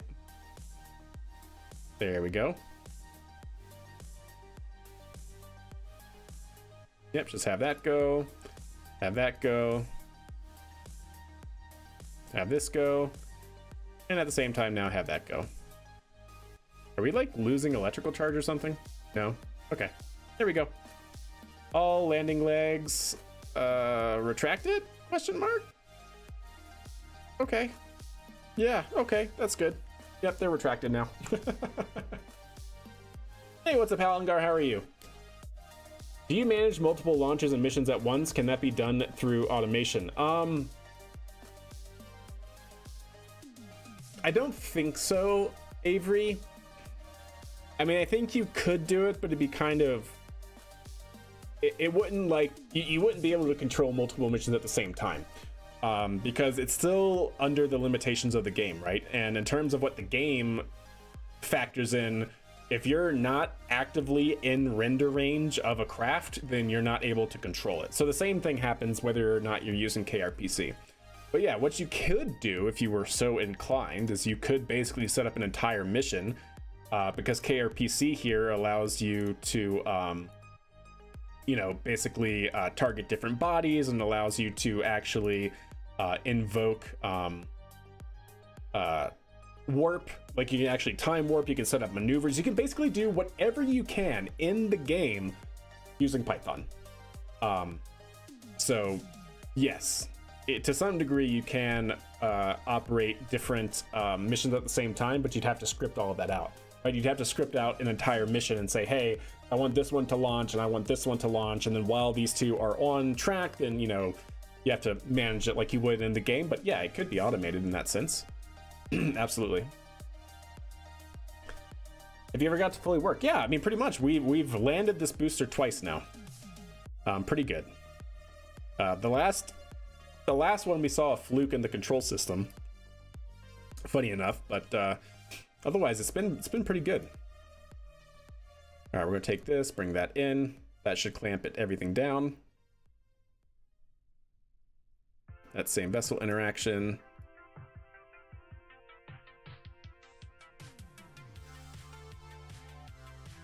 That is not, but this, I want to make sure this is. Yep, that is as well. So then if I run this, we should see it tighten. Yep, there we go. Perfect. So that claw on the front actually has thermometers that have same vessel interaction, and they move behind the steel panel that's mounted to the booster that also has same vessel interaction. And so we basically use that as a clamp to tie the front part of the booster in with the rest of the vehicle without having to use like a docking port or a strut or something like that. All right, let's go ahead and unlock that. That's fine. To be expected as we have everything kind of move back into position here. And reverse. And play. And this will now bring the rocket horizontal. Hey, what's up, Zero? How are you doing? You feel like you would still crash? Yep. Well, like I said, so for whatever reason, this booster is designed to track the pad, and it worked great like 2 or 3 times in a row when we were testing. But then we did an inclined mission, and I kind of screwed up the boost back burn, and somehow while it was trying to track the pad, it got like control locked, and it ended up over here. So don't know what happened with that after several successful missions, but yeah, whatever. Still need to at some point, once we get enough contracts out of the way, and I feel like I want to get back into coding, I want to code the automation of the boost back burn and probably implement our own flight controller, probably using quaternions and stuff like that. I think that'd be pretty solid. All right, we're looking good though. We are looking good. Seems like we're listing a little bit, but I hope we're gonna do okay here.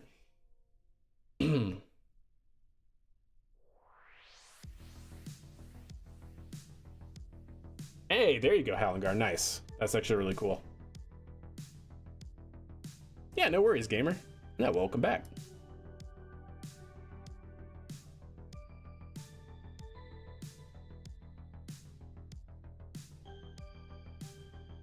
Ever seen an emergency government program that didn't get screwed up? Yeah, I know, right?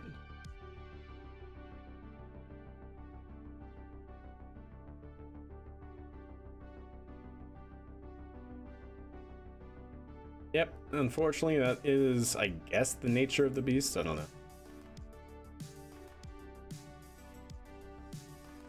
Kind of coming in a little sideways, I guess because we're on a little bit of a slope here. But I'm hoping that we can get in these tracks, these guide rails, and it'll swing over. If not, then this is about to become very bad, which actually, you know what? I might want to grab this and be prepared to pause if I need to.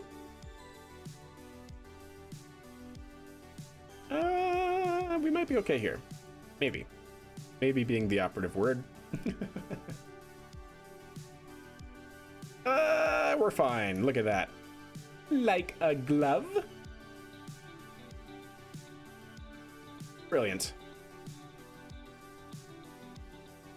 Yep, so we'll let that come back down and then we'll lock it in place. And there we go. That should be danger over. for now until we go up to the ramp. The ramp could just completely screw us over, but we'll see. Target extension down, brakes off, and let's roll out, Autobots. Here we go.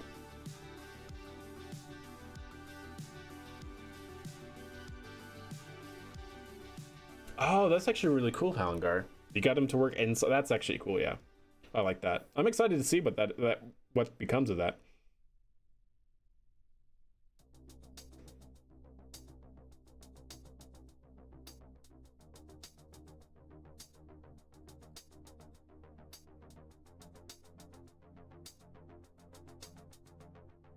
All right, so like I said, I kind of want to move this up to the ramp, and then I think I want to move this, I don't know, kind of over here, like next to the facility here. Oh, you know what?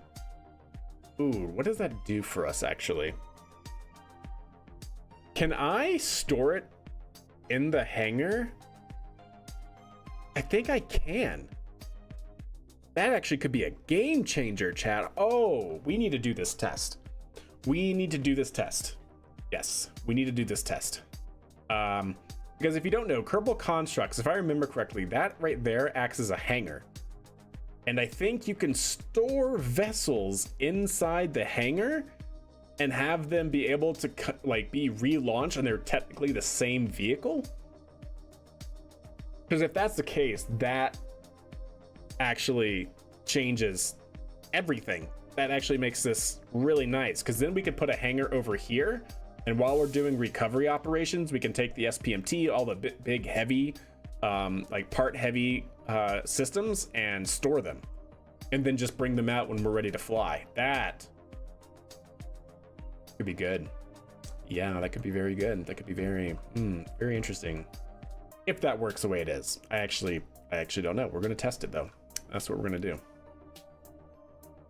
How much money do we have? Yes, 12,453,000 Kerbucks.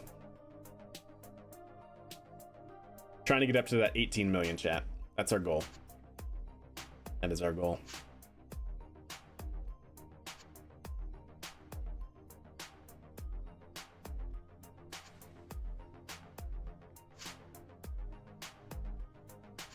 All right, looking good so far though.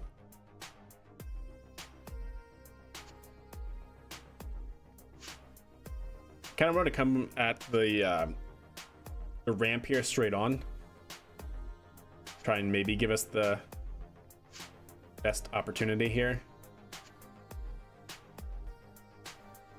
So I'm worried about bottoming out, and I'm also worried about tires popping. So we'll see. Hey, Avery, thank you. Yes, definitely that is how I like to stream. I like making it both fun, enjoyable to watch, but also a little educational here and there. And oh my god.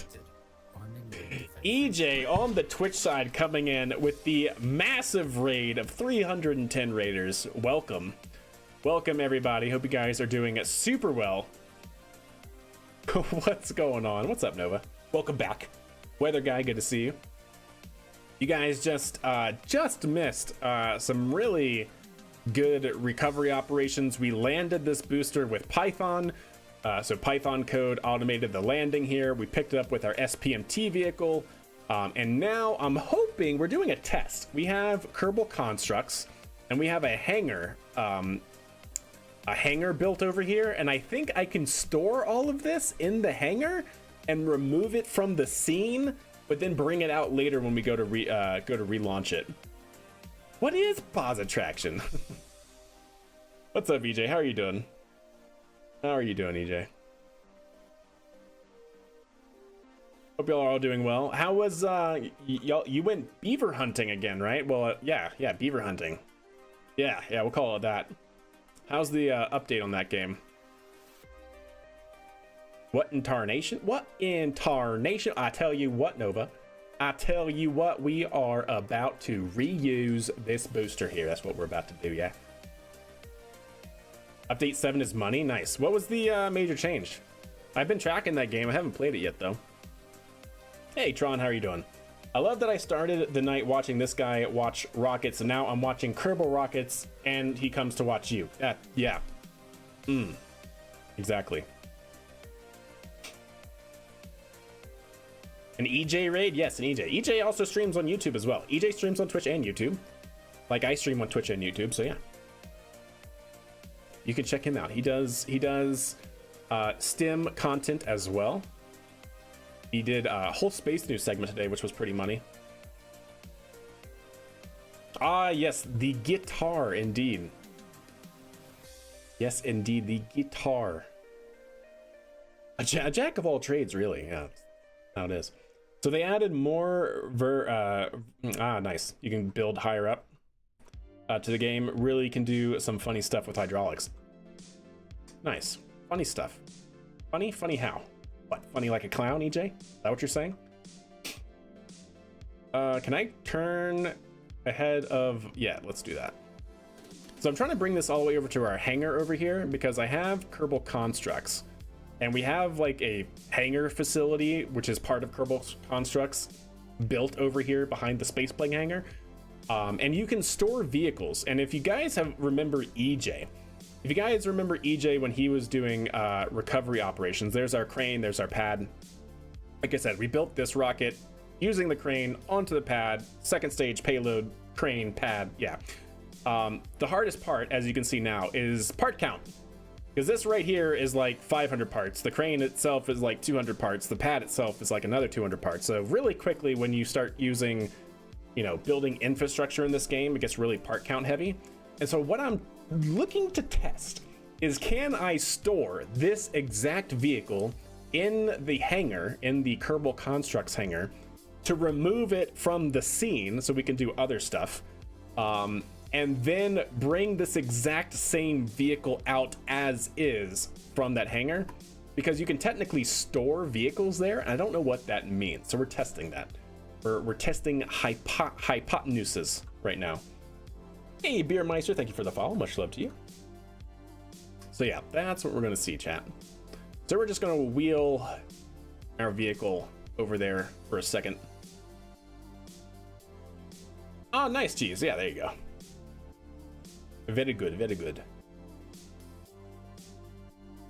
So you see that little building right there? If I click on it, it says you can store a vessel. Vessel is too heavy. I didn't notice that. Maximum mass craft 100 tons. Is there another hangar? Can we do... Too heavy, huh? By 9 tons. Well, that is really just a bummer, chat. Let me tell you what. We do have some fuel that we can get rid of in our solid rocket motors. That could be fun. Not how I was actually envisioning being able to do that. Do we have other facilities? Well, I kind of put a damper on things. Never mind. Then we're not going to do that. Maximum craft. Craft is too heavy. Well, bummer. Can I go? Oh, you know what? I bet you I can get into Kerbal Constructs and change that. Let me see if I can do that. Because if so, then that is all I need to do. I'll just change how much it can carry. That would be great. Yes, that I think I want to do. So yeah, we'll drive over there here with the reusable vehicle here and the SPMT and see if we can't store it.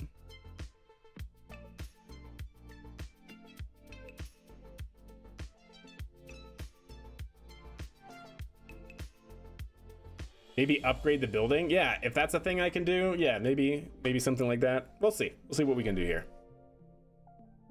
Because it is a Kerbal Constructs asset, so it's not like part of the stock game. So I really have no idea what can be done with it. But we will find out. We will test our hypotenuses.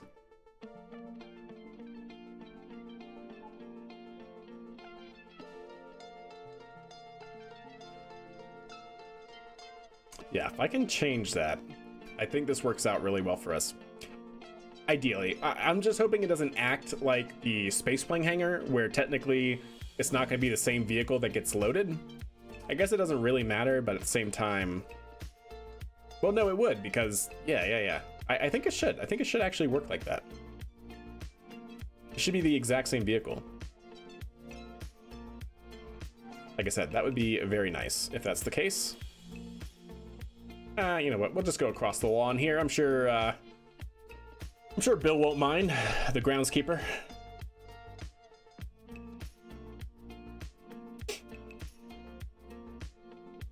Never use a hanger though, yeah.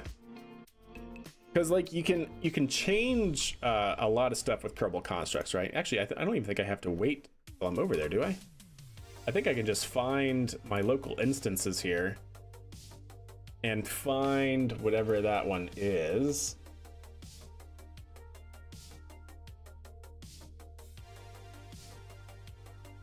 Administrative building, those are all over there though.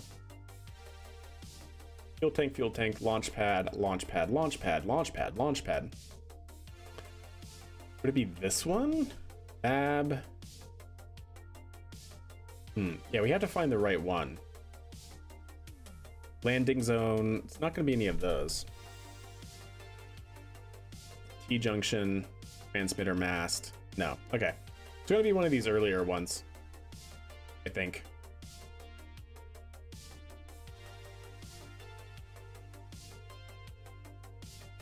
It might be the space link hangar.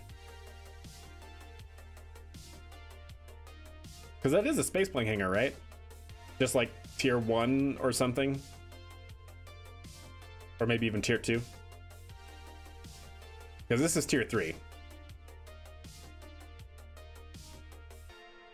Yeah, exactly, Naps. Exactly. I refuse in this career mode because I use viewers as my Kerbals. Right? Right now we have predominant in the seat. Driving this around. So, yeah. Because of that, Valentina, Jeb, Bill, and Bob are the administrators around KSC. So yeah. All right, so let's see what we can do here. I'm gonna pump the brakes. We saw, so that's administration, fuel depot, space plane hangar, level 1. There we go. Aha. So it is that. Model scale, roll pitch, yaw, grass color. All right, it should be here somewhere that we can do this. Set group, KSC built in. So this is that. Oh, facility type hangar, cancel. Yes, boom. Aha, look at that, chat. Look what we have done. Save. We can now handle 1,000 tons. Brilliant. Easy. Yeah, that's exactly what I wanted to do. Last update to this game was in 2023. That sounds about right, Max. That sounds about right, yep. Although with all the mods that keep getting added to the game and all the mods that keep getting updated, you know, you can keep adding mods. It plays like a new game. It really does. Especially with like some of the really good mods that have come out recently, all the visual mods like Parallax. You have the volumetric clouds. Recently, we have the Firefly for atmospheric entry effects that are supposed to be more realistic. So pretty good, not bad.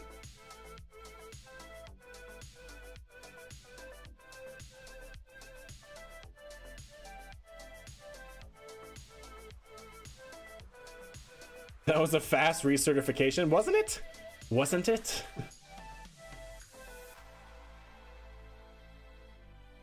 Jeb is the training officer and Valentina is the project officer. All right, fair enough. Ooh. All right. Is that it? We're good. I can just store? Yes. Yes, I can. Phew. All right. That's good. I want to take the truck over there. Actually, can I just do it from the Space Center? I wonder. Because if I can, that'd be great. Wouldn't you want Jeb to train your Kerbals? 100%. Yeah, without a doubt. 100% without a doubt, yeah. There's no Kerbal better. Yeah. So now I should be able to... No, I cannot. Do I have to go from here? Show stored vessels. Yes. Okay, and then I hit... Is that Is this how this works? Oh my gosh, if this is how this works. Select a seat. I want, we'll get predominant back in there. Oh, we also have Rams Kerman now. Where was predominant? Oh, it's not going to show this in alphabetical order. I have a mod that actually does things in alphabetical order, but anyways. And then we launch. Let's see. Let's see how this goes. Can you just add a 0 to the end? Yeah, it's fine. It's totally okay. What I love to do in this game is to create cities on other planets and simulate that I work in cargo delivery company and create ships to deliver them the needs like buildings that can be constructed from parts. That's actually awesome. That's a really cool way to play Max 4. Hell yeah. Yeah, if this is actually how this works, that is going to be really, really good for us, chat. That makes reusability much nicer. Let me tell you what. Oh my gosh, it does. And it should be partially fueled. Oh, it is the exact same vehicle. Wow. Everything is kept correctly. For example, same vessel interaction on here. Same vessel interaction on, not you. Come on. Same vessel interaction on, come on. You. Yes, it is. It saves all of that. Oh, that's actually amazing. Okay. I'm really happy about that, chat. Yeah, it's the same exact vehicle. Nothing's changed. Okay. That's actually really good. If EJ, I think EJ ran, but if EJ ever wants to get into, I don't know, reusing vehicles, I think this is the way. I think this is the way. You can just store all of your vehicles that are technically now unloaded from the scene, so you don't bog down the computer with a bunch of parts. And then you can load them back in. You can literally have an entire fleet of vehicles that you keep track of. So you don't have to just work with one. You can literally work with multiple vehicles at the same time, and you just go into the hangar every time you need to get one. I think it does same as game while in space, i.e. save state. Interesting. That's cool. I like it. Because you know what? We can do that now with this guy. Yeah. Thomas and Graham. Let's go ahead and fly you, and we'll put you into the hangar. The truck. We'll put the truck in there.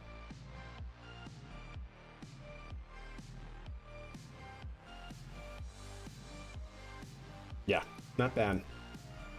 Not bad. Time to build mega bays, obviously. Obviously. Yeah, that's actually really, really good.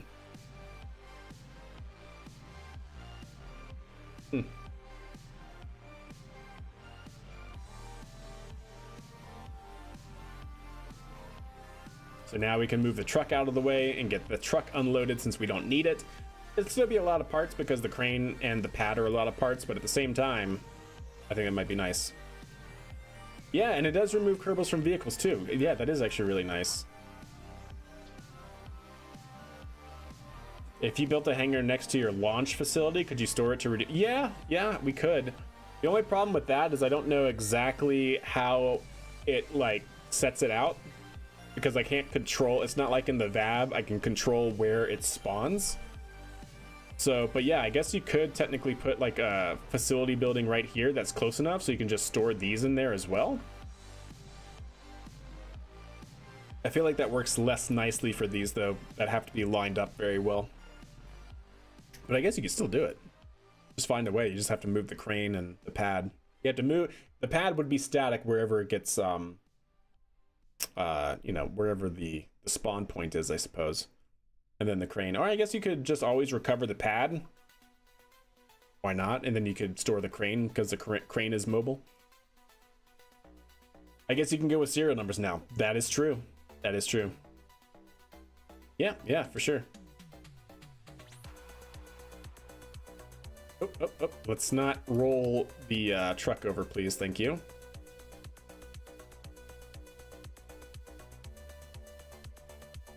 Keep going over the grass. I'm sorry, Bill. Bill, our groundskeeper. Is it better? Is it faster to turn here? Probably.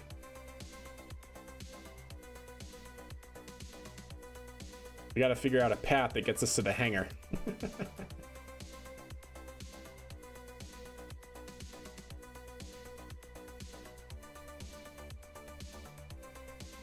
He's all over the road, man.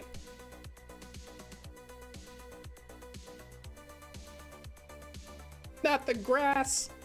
Oh, you did it.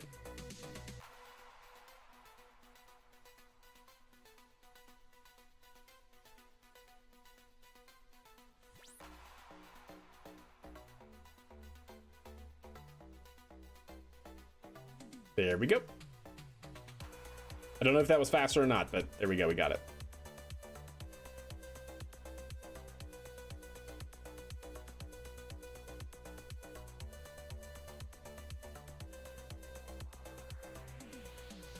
And store.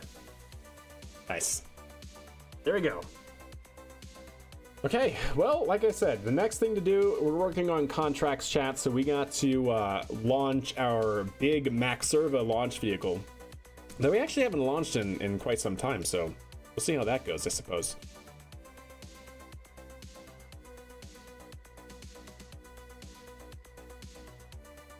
We got to do a moon mission, because in one moon mission we can complete 3 contracts, which would be really good. Yeah, we still only have 3 though. I don't know what I have to do to get more. I don't know if I have to start going through these contracts. It doesn't give you more if you're full of contracts already. I'm not sure, because we have a really high reputation, like decently high anyways, for where we are in the game, and we've completed a bunch of contracts. So yeah, I don't know. We're not getting any more contracts at the moment. I think I have to fulfill a few contracts if I want that to happen. Deliver us the moon. Yeah, essentially. Yeah, so the contracts that we have to do is build a surface outpost on the moon. So build a new outpost that has an antenna, has a docking port, and can generate power. Must be assembled when launched, have a facility supporting at least 5 Kerbals, maintain stability for 10 seconds, land your outpost on the moon. So that we can very easily do with our alpaca lander.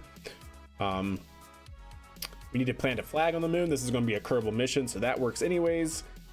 Transmit or recover scientific data from space around the moon, and that can also be done with the Kerbals on this mission. So there you go.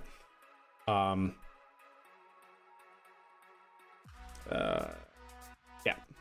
So let's get into the space plane hangar, and we'll open up our alpaca and see where that gets us. Hey, what's up, Jonathan? How are you doing? Can't wait to see me fly. Yeah. So we'll see. This one, of course, is not going to be built on the pad like the small one. We haven't made the infrastructure for it yet. It's also not a reusable launch vehicle like our small one is now.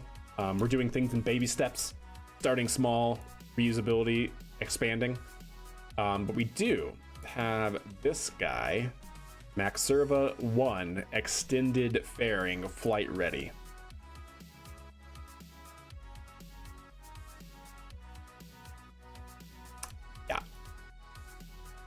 Yeah.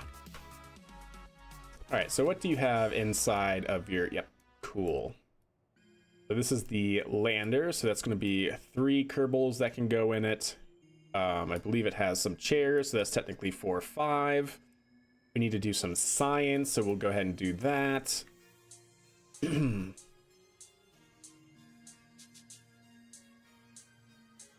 Look in KSP General.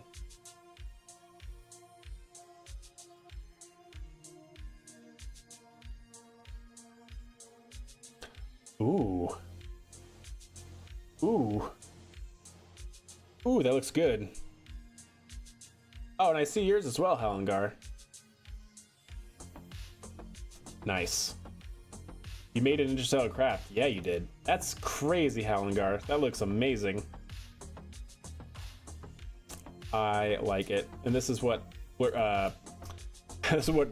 Burger did. Man, you're tripping me up with your name for some reason. That looks really good. What mods are these? Like near future stuff? I haven't played with any of the near future mods in quite some time, but that's what this reminds me of. See, this is what I'm talking about. Like, man, gosh, chat, I don't want to get into a rant about KSP2, so I'm just going to not. But like, KSP2 did not have to be what KSP2 was. Like, This KSP1 with mods does this, which is just phenomenal. Anyways, sorry, minor depression about that. Okay, let's go ahead and put a couple of yep, that looks good. That all looks fine. Great. Yeah, let's go put a couple of experiments on here since we have to get science.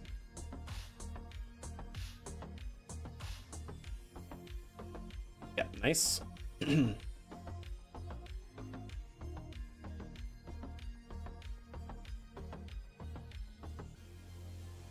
I think what I also want to do, chat, as well, one thing I always forget to do, which is not really that important, but I think it'd be good to have one solar panel on each side here as part of the service module.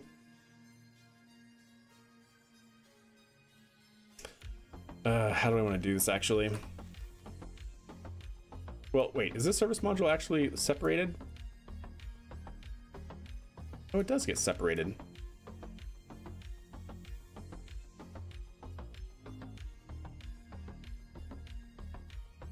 But this is not the return craft.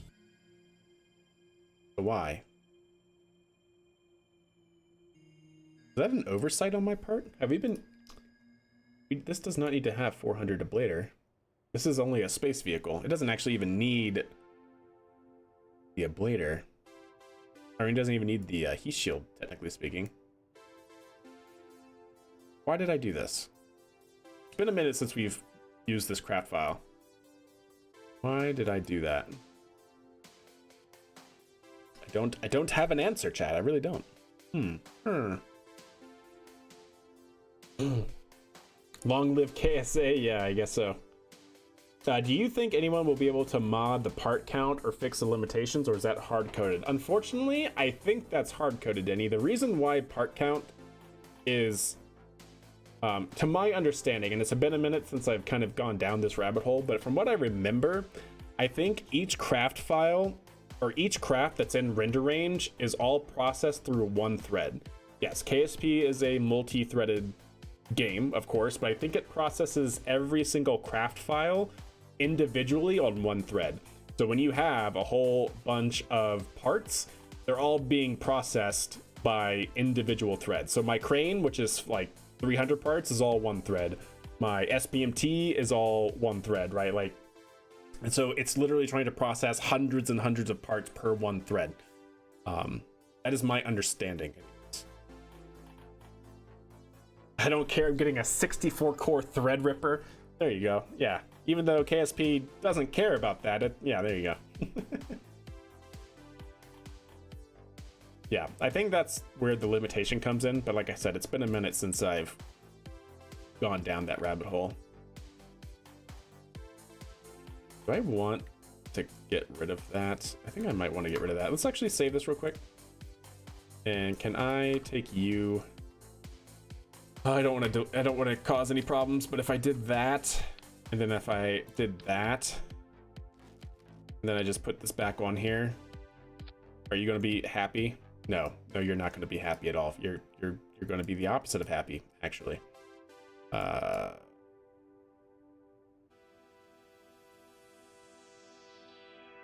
you're going to be the opposite of happy. I thought so. Oh, and you're just going to start clicking through things. Is that a null reference, chat? Did I just hit a null reference? No? Surprisingly not, I guess. But I'm just going to reload that. Yeah, I'm just going to reload that. I think that's what we do.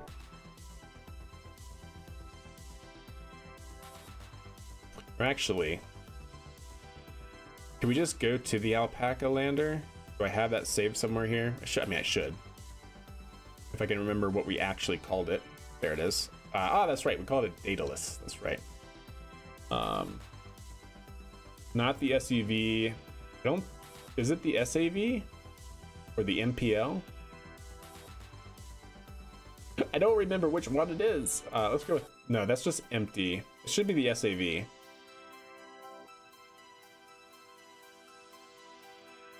Yeah, I think it's that. Yep, there we go. So if we take you off, and put this back on. Ah, that is so heartbreaking that it does that, chat. Okay, so if I don't do that, and don't do that, and then load, and... Wait, don't save. I think I see. I think I'm getting the wrong part. I think. Potentially. I'm getting that, but what I actually want is this guy. I think that's the problem. Yeah, I think that might be the problem. So if I take you off now as one whole part, now take you off, does that fix it? No, it does not. Son of a gun, chat. Can I bring in that same part from the other one? I don't know why it deletes the fairing. I find that really strange. I don't like that. So let's go ahead and open. I don't want to save. Let's bring out the same craft file. Or maybe I can just bring out the SEV or CEV, because it's essentially just that. No. Let's. I don't want to get too far ahead of myself. Merge that craft file in. There we go. And then can I just take it off of this one? I don't know where that like bug or whatever you want to call it is coming from, so.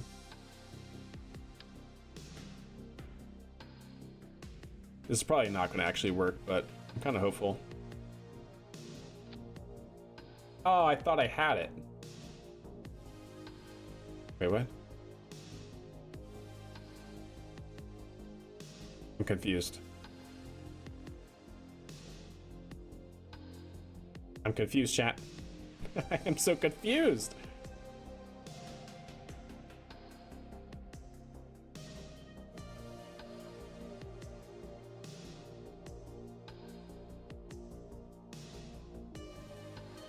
Huh. Is that what that's supposed to do? Wait. Is that what that's supposed to look like? I don't think that's what that's supposed to look like. Hey, Watan, how are you doing?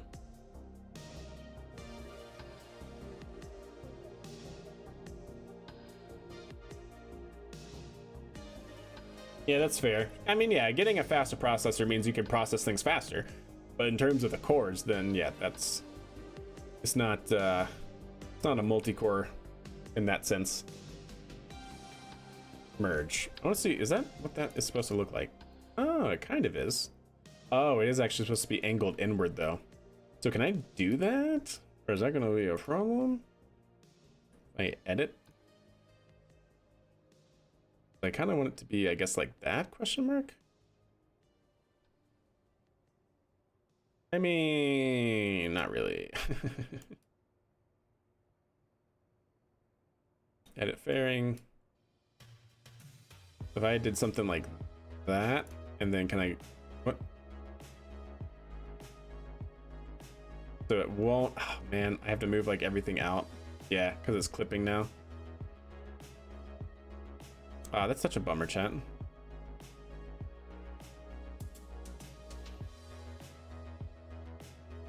Yeah, because what I want to do is basically have it stop here and then go inward. But I guess what I can do is just have it do its thing here. Can I get it to stop at a good spot though?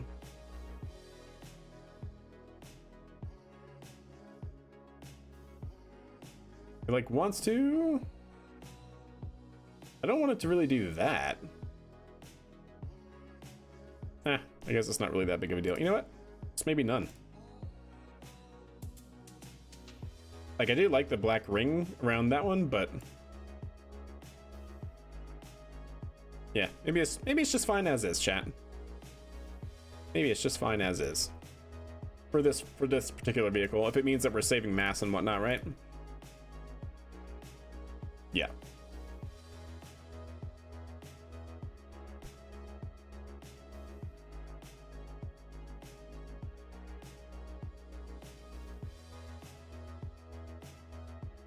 Actually, I don't even know why we have a decoupler there either. Like I said, to my understanding, this is not a return vehicle. Now I know in terms of commonality, we're using the same like pressure vessel, so to speak, in our lore as we are our deep space capsule. But yeah, I don't know. I don't know, chat. I don't know what's going on there.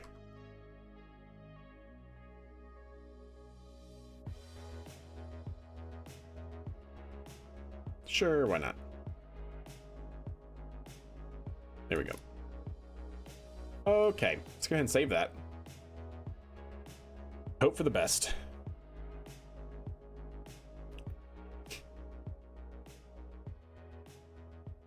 So we save a little bit of mass. I really want to put on here somehow, some way, a solar panel or something. Or a couple of solar panels. Might be able to do it right here. Oh, and we also need... Ah, that's right, chat. Son of a gun. Oh, no, we do. We do have them. I was thinking for a second we didn't have rear-facing RCS, but we do. I don't think we have any forward-facing RCS that work. So we have some here, but I don't know if they actually work, because they're technically inside of the fairing. I could be wrong, though. We'll have to test that.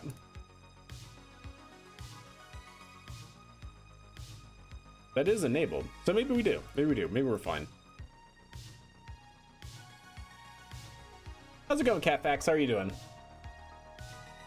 You recently got KSP on your Xbox. Nice. Now that's a whole nother can of worms. Like, I have never tried KSP on Xbox, that is for sure. KSP console is the worst thing to ever exist. I don't know about that, but I understand the sentiment. I think what we can do now is take you and move you up a tick. Like that. Maybe not that. Maybe you. Yes, let's move you up a tick. To have the door a little bit more aligned. Okay. Now that we have fewer parts, I think that's fine.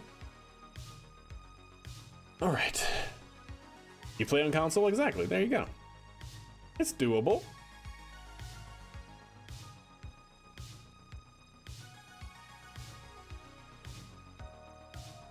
That's why you don't play with fairings. I just use them for their main purpose. Hey, that's fair. To each their own for sure. But look, doesn't that shape look good? Right?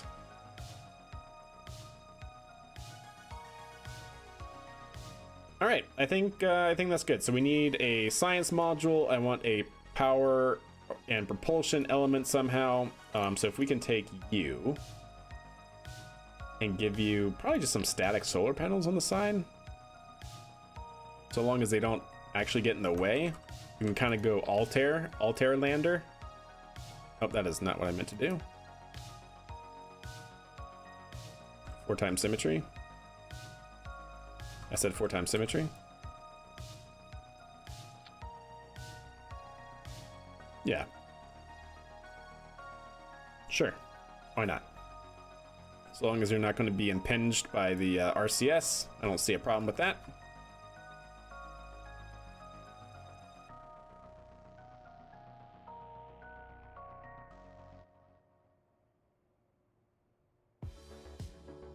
Yeah, why not? You know what? I wouldn't mind trying that for this mission to see if that upgrade is actually nice to have. We can actually bring it out some as well, just so that doesn't happen right there. Perfect. Sure. Just some simple static solar panels. Kind of like the Altair lander, if you guys have seen that. Or even like the Boeing lunar lander design. Just static solar panels on the side.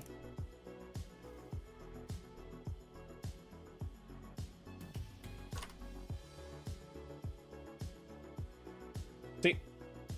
The static solar panels on the side. Right there as well. Oh my god, potato quality, why? Just why though?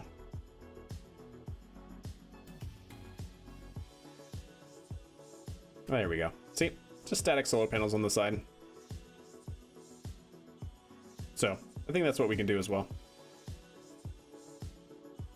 Because it only really needs these solar panels for when it separates, because the actual lander has its own solar panels.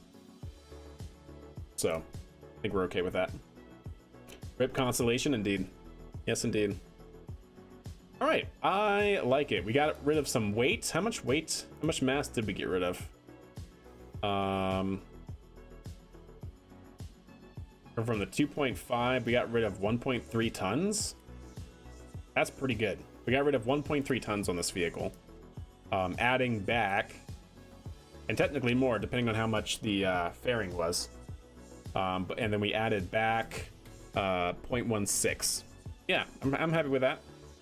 Basically shaved off 1 ton. And how much? So we have 10 monoprop and 30 monoprop. I wonder if I need to give them 1 monoprop ball or 2 of the smaller ones, because I think this runs out pretty quickly on that. It would probably be good to have just a little extra for margin now that we have a little bit of margin from getting rid of some mass. Plus these are only 0.1 tons, so that's a little bit too big. I don't want something that big. Use the smaller ones if I can. And then 2 times symmetry, because this is going to be how much? Yeah, 7.5, 14. An extra 14, 15 units of monoprop I'm happy with.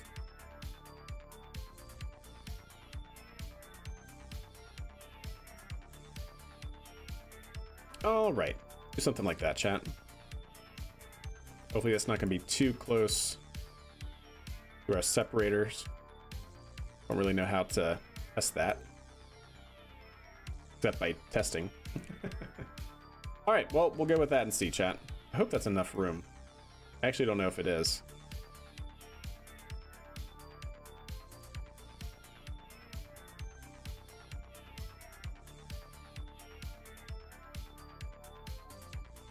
Yeah, I have no idea if that's enough room, so I'm gonna kick it in a little bit. Hopefully that'll be good. Save it. Okay. Let's actually put it out on the runway here, and we'll turn hack gravity on, and we'll just do that. I just want to do some testing here to make sure those changes aren't gonna mess things up. Check our staging.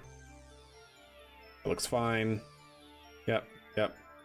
Well, that doesn't look fine, actually.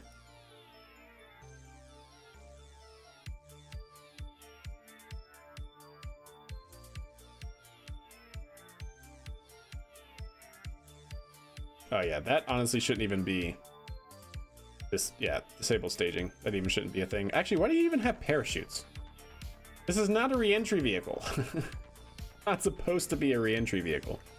Yeah, so let me take the parachutes off as well. Don't need the parachutes here. This is not a re-entry vehicle, like I said.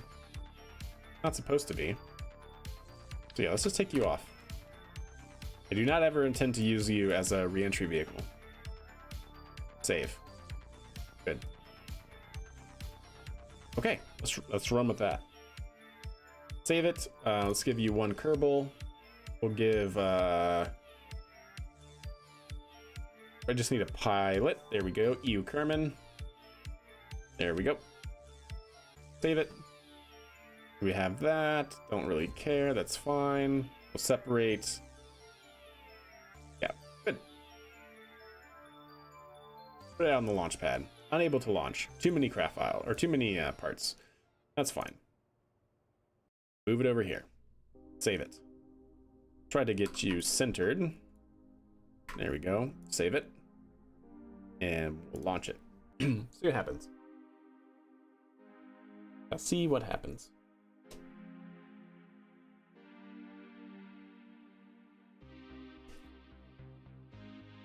So yeah, hopefully this will be good enough. We'll have to put a science experiment on it. I always forget to do that. I want to make sure we can get all 3 contracts, so we need to do that. I guess we don't actually... Do we need a contract for that one? I think I can go there. I have enough satellites in orbit. I could probably just finish that contract now. Which would mean we don't have to do that.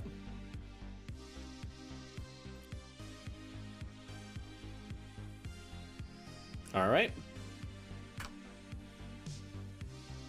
Turn on hack gravity.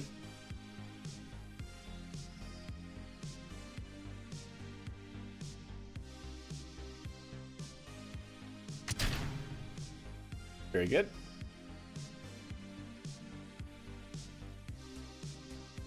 There we go.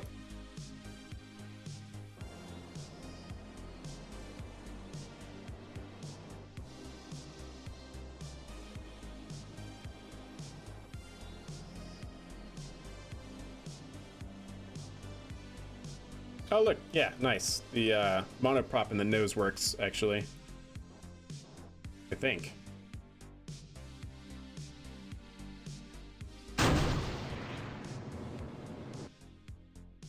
Actually, I don't think it is, right? Not the big ones.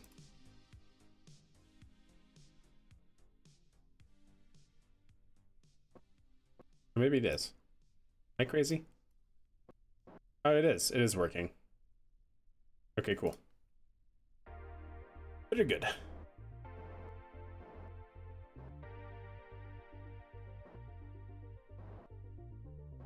Actually, is it? I think it's the small ones that are working and not the bigger ones.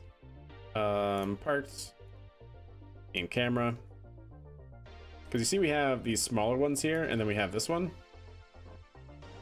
No, maybe it is working. I guess it is. It just looks like it's a smaller, Oh, it is disabled. Never mind, chat. That should have been the first thing I checked. Alright, anyway, so this thing basically essentially takes off, right? It's us some distance away.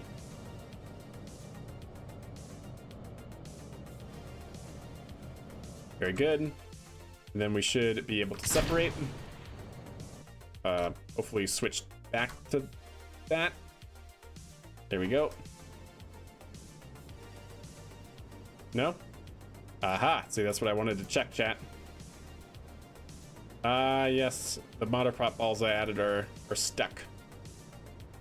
Up, up, up. Maybe. There we go.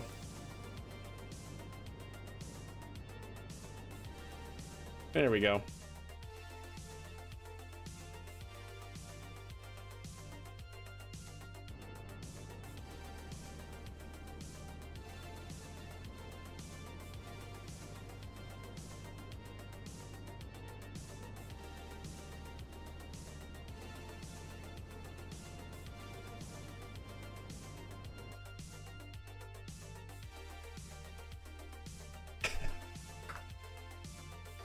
Okay.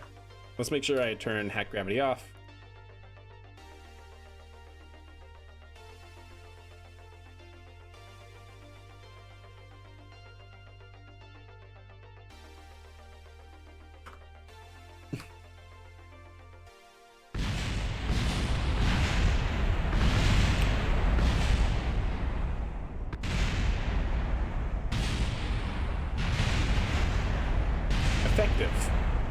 Effective. All right, very good. Hey, what's up, Karavec? How are you? What were we working on? We were testing a design change to our dataless lander before we send it up on the next moon mission, which we're about to do. All right, so let's go ahead and switch back, and we'll have to make that change here, which is kind of unfortunate. I was hoping that we could just use them as they are, but I reckon not. It's kind of fine, I guess. I can actually just move them up into the vehicle. They don't actually have to be showing. Because there's basically empty space here now where the heat shield was, so we could just kind of do something like that. Say, hey, yeah, now we have room for monoprop. Easy. That'll work. Save it. Alright, I think that should work now, chat. Let's actually switch editor. I just want to test that one more time.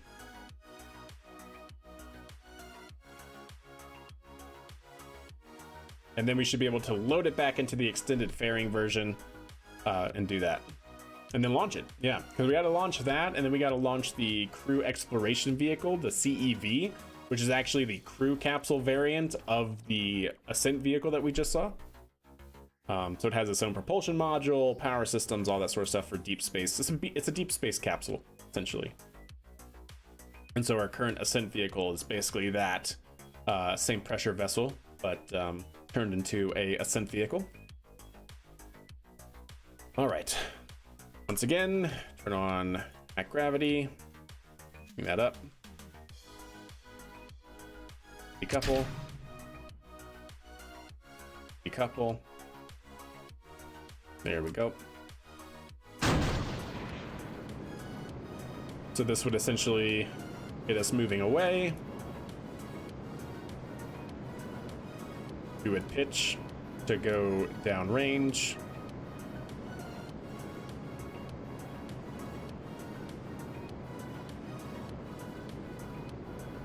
There we go. And then we would burn out on the lander.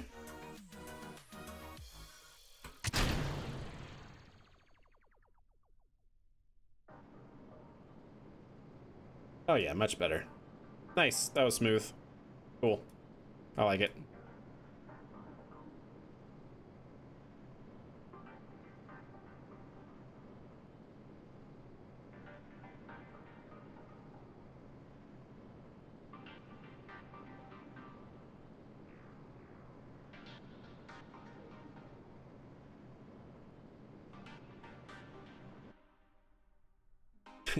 How much thrust is this putting out? 17 kilonewtons. I was about to say that we can't get enough speed to do any damage. All right, cool. I need to make sure, gosh dang, I need to make sure hack gravity is off when we load in next. Because I think it'll still be on even though we've reverted, question mark. But anyways, okay, save it, switch back, save it here. Yeah, save it. So this is the most up-to-date version. You know what? Let's actually check the... So we need to transmit science data from space around the moon. You know what? We have, I think, enough satellites around the moon that we should be able to do that, like, right meow. Any plans for upgrades for the lander? I don't think so. I think the lander's in a pretty good spot. It has enough delta V. It's got a good carrying capacity. It works. Like, I don't want to mess with it too much. It's got power. It's balanced. I think it's pretty good.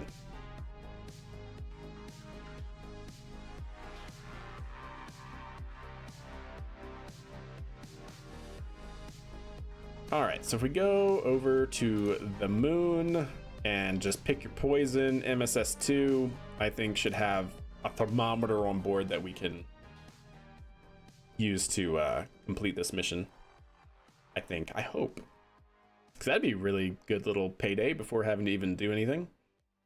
If not, then we'll have to check to see if there's another one. If not, then I guess we'll have to put one on our lander.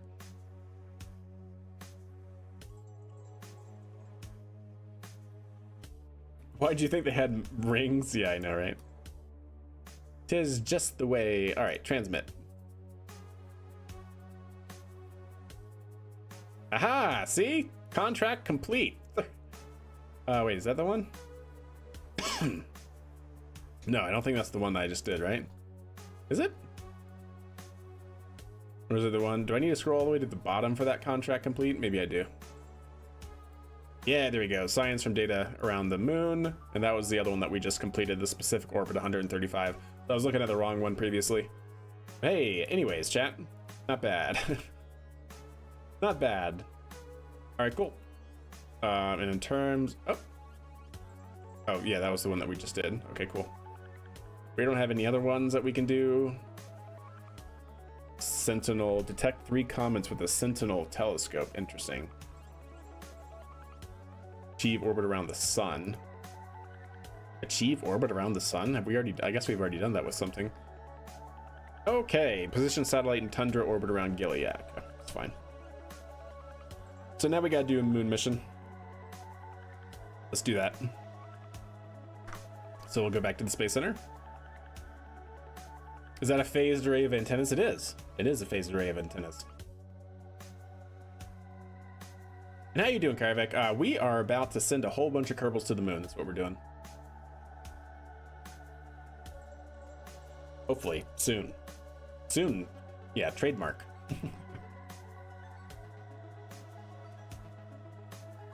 Come on, KSP, you can do it. I know. It's a lot of parts. I get it. But I think you can do it.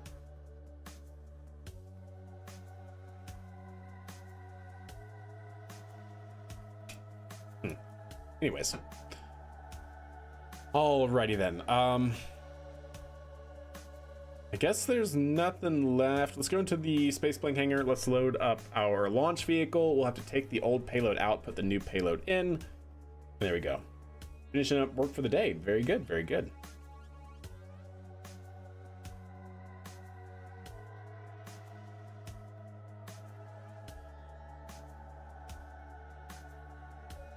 Cool. Let us go ahead and bring that out.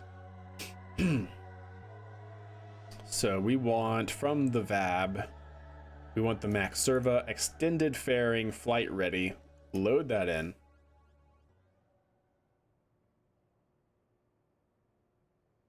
There we go. Big ol' max servo.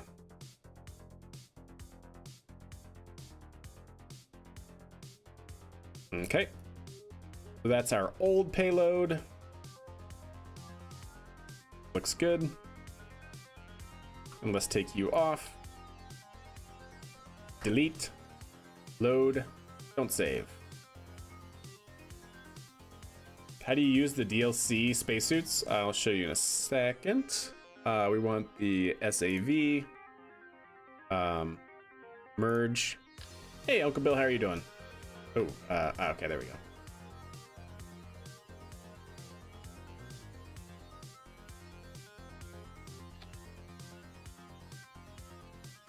Ooh, that is super close. Uber close, chat. Yeah, okay, cool.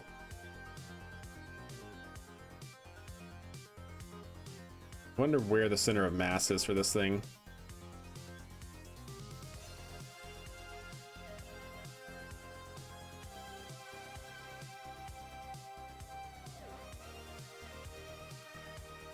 Yeah, that should be fun, I think. All right, let's go ahead and strut it in.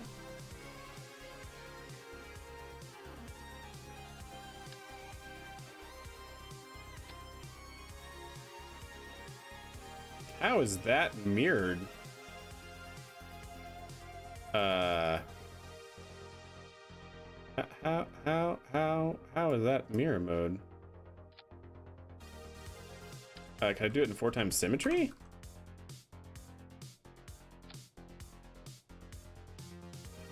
Oh, that was the standby.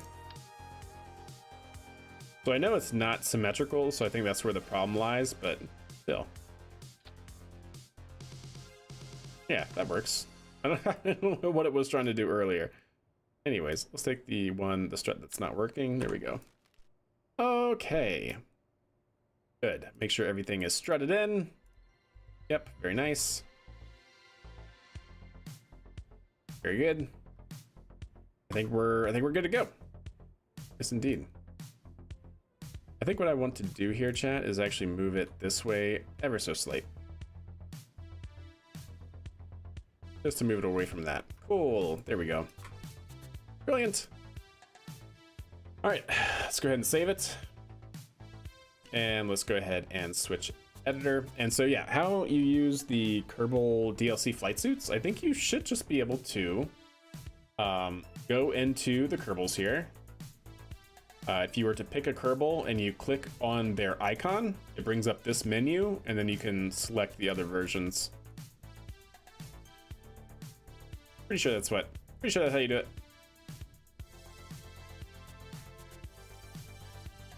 Yep.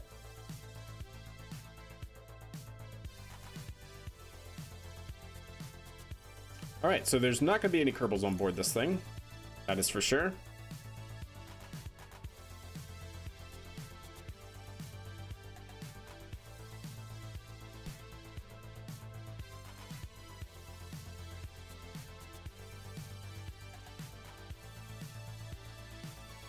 There we go.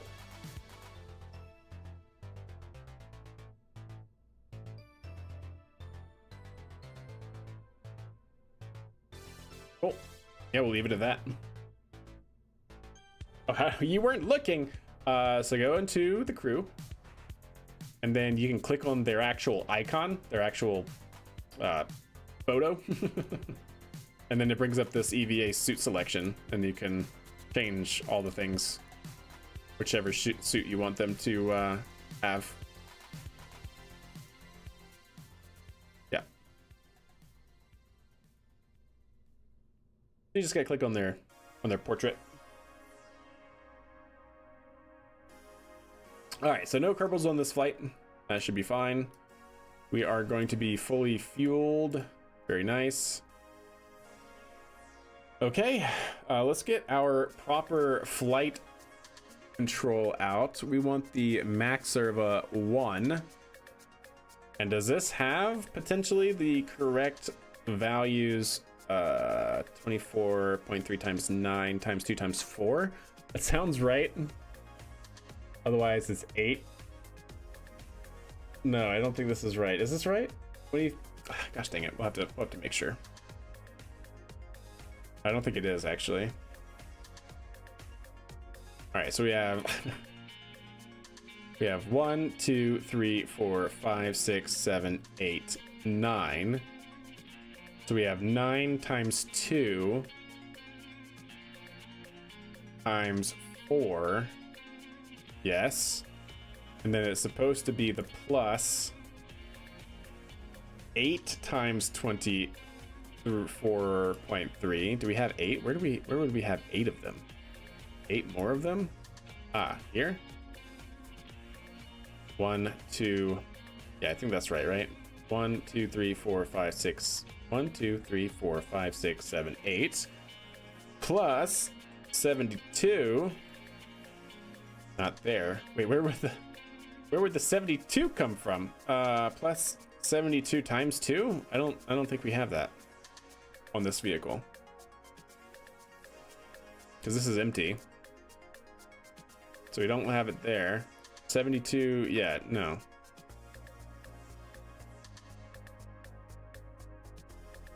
I think we're good.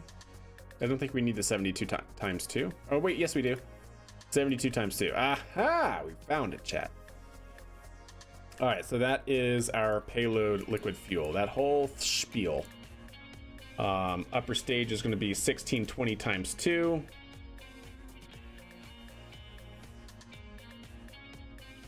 Yep, 1620 times 2. Sounds good. And then 24.3 times 2. 1, 2. Perfect. Okay. I think we're good to go, chat.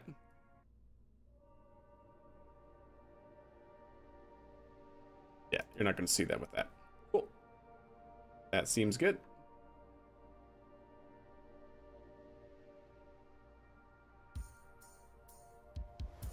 Wait, my YouTube chat. Stand by. YouTube chat, come back. There we go.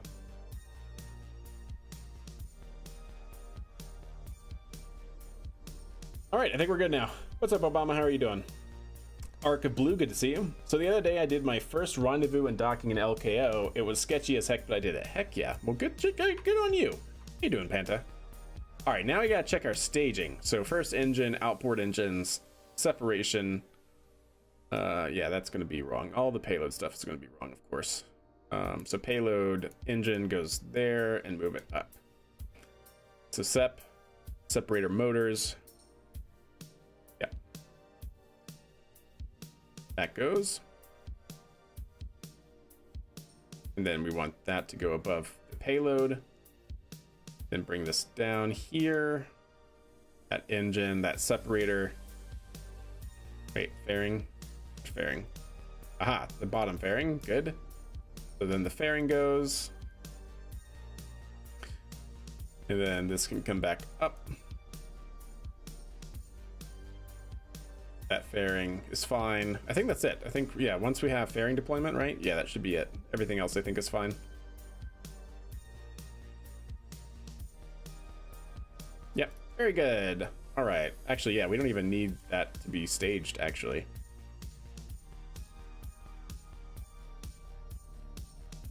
Good. Save it. All right. Well, let's check our avionics here. That should be good. MECO condition multiplier. This should not have a MECO condition. Because this is not a reusable rocket. So this should not actually do anything, question mark? And so then that becomes prop MECO condition. Oh, okay. I think that is actually fine. Because 680 is not going to be a lot for the engines that we're using, so that seems fine. All right. I think we're good to go. Sweet. Well, Chat, it is that time once more that I'm going to run on the Twitch side a quick ad break. Don't worry, the stream is going to be on pause. I run ads manually to get rid of all of the Twitch injected ads, so we get an ad break. So yeah, I'll see you guys back here in just a few minutes. Don't worry, we're not going to launch without y'all. And yeah, just going to be running through the code to make sure it's all good to go. Max serve instead of Minerva, correct. Yes, indeed. All right, everything I think should be good to go, chat. Yep, let's go ahead and put it just out on the launch pad and we'll get this looked over. I also need to time warp a few days. I should have done that beforehand. It's okay though. I think I need to time warp how many days? 6? 8? Yeah, 6. Cool. 6 will do it.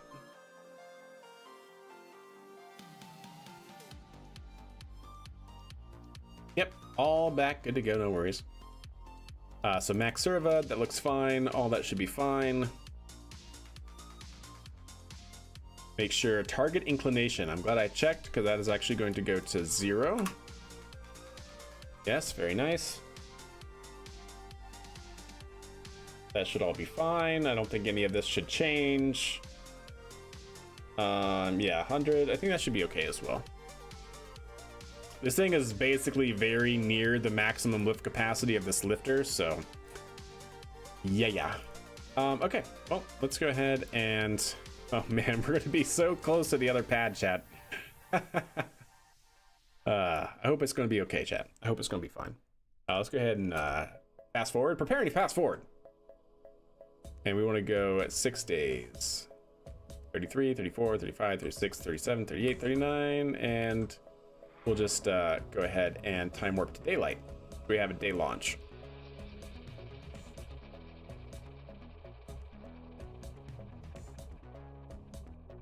Glad nothing explodes. That's good. All right. Not too shabby.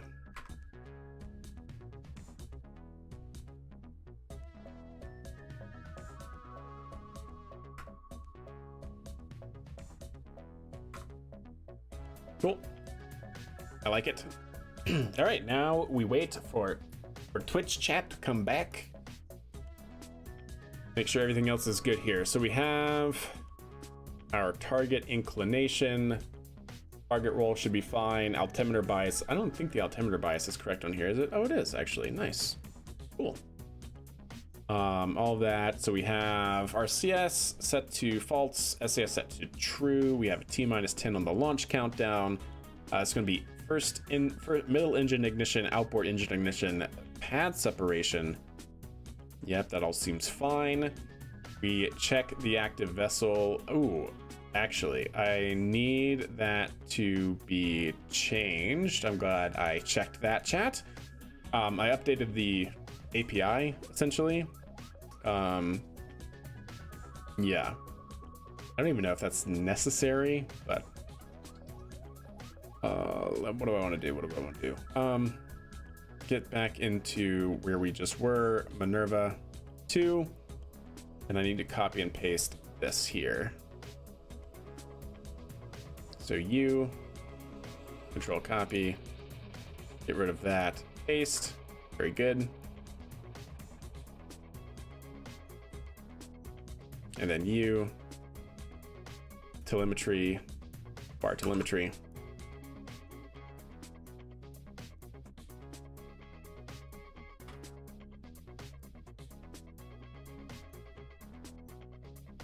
All right.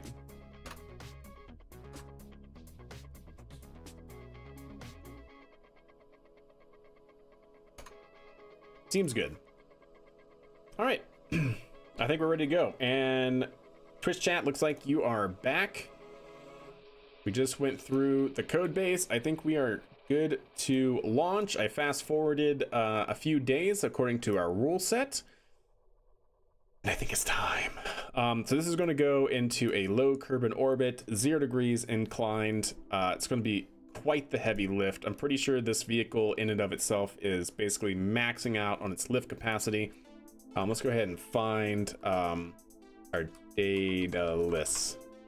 Not going up, going down. Yes, we're going to be doing data list M. Wherever the last time we used it is. That'll be the most closest correct numbers to use. There we go. Yep, data list M, SAV. Yep, perfect. So take you. So it's going to be max serva 20 is going to be the last one we did. Max serva 20. Yes, max serva 20. So we need to be max serva 21, yeah?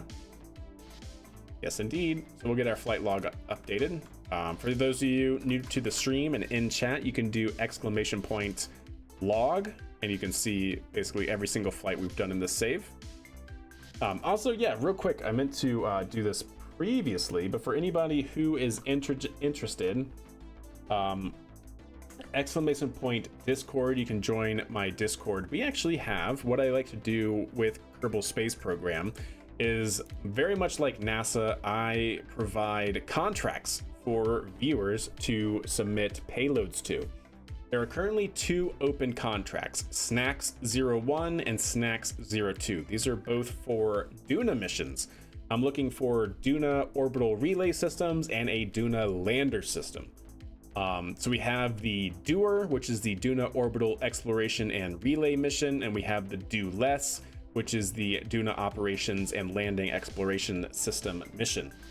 So you can go in here, and I have a whole bunch, not a whole bunch, but I have a set of requirements. You have to, of course, follow these requirements. Otherwise, just like what NASA does with contracting, you will be dismissed, rejected, essentially. So definitely follow any requirements if you're interested. I have all of the information. I have past submissions. You can see what other people submitted to other contracts. I have proposal guidelines, which tell you kind of like the rules or what to look for. I have my launch vehicle information, the parts that I have unlocked in my career mode, because you kind of have to use the parts that I can actually work with, right? All of that is here on Discord in the community KSP contract channel. But yeah, like I said, we have 2 contracts open, one for a Duna orbital relay mission and another for a Duna lander mission. And if you haven't ever seen it, we've done pretty involved NASA style of selection committees or selection processes, where quite literally I create an entire scorecard. I go through every single person's submission. Feel free to, if you want to submit, create PowerPoints and all of that jazz. Definitely feel free to do that. Anything to, I guess, sell your product, if you will. But yeah, I provide scorecards. I actually tell you in the proposal guidelines everything that's in here. And yeah, like I said, we go through an entire NASA selection process. And at the very end, we select the winners that win the contract. And then I use your system in my game. That's kind of how it goes. It's been good. We've done several so far. Want to do more, and there are currently 2 open ones now. So if you want to submit, you have a week. It was actually originally due today, but because my work got really busy for me, I actually extended the deadline by a week. So the deadline is actually going to be next Wednesday, which is the 19th. I think I sent that in my KSP general chat. I'll update if I can remember the Discord here to make sure that that's reflected correctly. So yeah, you got a week. So if you're interested, awesome. If not, no worries. But it's been fun so far. The community contracts are really cool. Yeah, I'm glad you like it. I've definitely had fun with it. Alrighty then. So this is going to be Maxerva 19. This is going to be DM. Gosh dang it. I forgot I have 2 different versions, chat. What is the other? That's DMNL, DMNL. I think it's just DM. DML. DML8. DML8. There we go. That is going to be on 02, launching on the 12th of 2025. That is going to be on year 3, day 39, and we'll launch here probably around 440, roughly speaking. Max Server 1, Daedalus M SAV, LP1, 39.98 metric tons is pretty close. All that should be good. That's going to be DML 8 on board Max Serva. Rendezvous with, this is going to be SV7. Yes, it is, right? Let me check here. Yeah. Outcome. Complete success. Vehicle, I remember this. Vehicle, or return capsule. Overshot land, in targeted landing zone by 3 kilometers. Recovery ship, sent successfully to recover capsule and crew. So that all worked well. That ended expedition. Yeah, I don't remember. I did not do this. Yeah, this was all year 2. This was actually for 414. We spent 7 days on the surface. Oh, sorry, no, that should be this one. This was 407. Very, very shortly after, at I think it was like 3. We were in a pretty low orbit, and then this is going to be 1 week later, 414. I'll leave that time, and then expedition end was like, so we left at that time, and it's roughly 7 or 8 days. So we'll just call it 422, and we'll leave that time just so we have some understanding of the expedition. All right. So yeah, that's going to be the next one, of course. That's going to be Selene 7.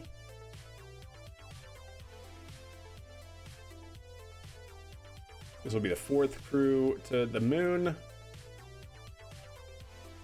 Just trying to get all of this set up here ahead of time.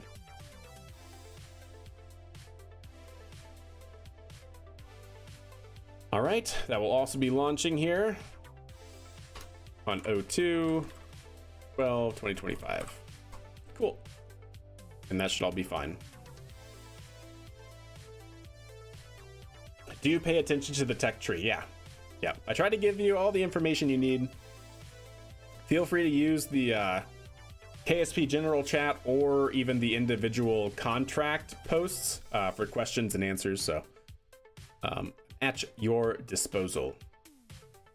All right, that seems good. That should be good. Ooh, CEV. Which version of the CEV are we going to use? That's something that we should do. I think we're going to use CEV2. Yeah, CEV2.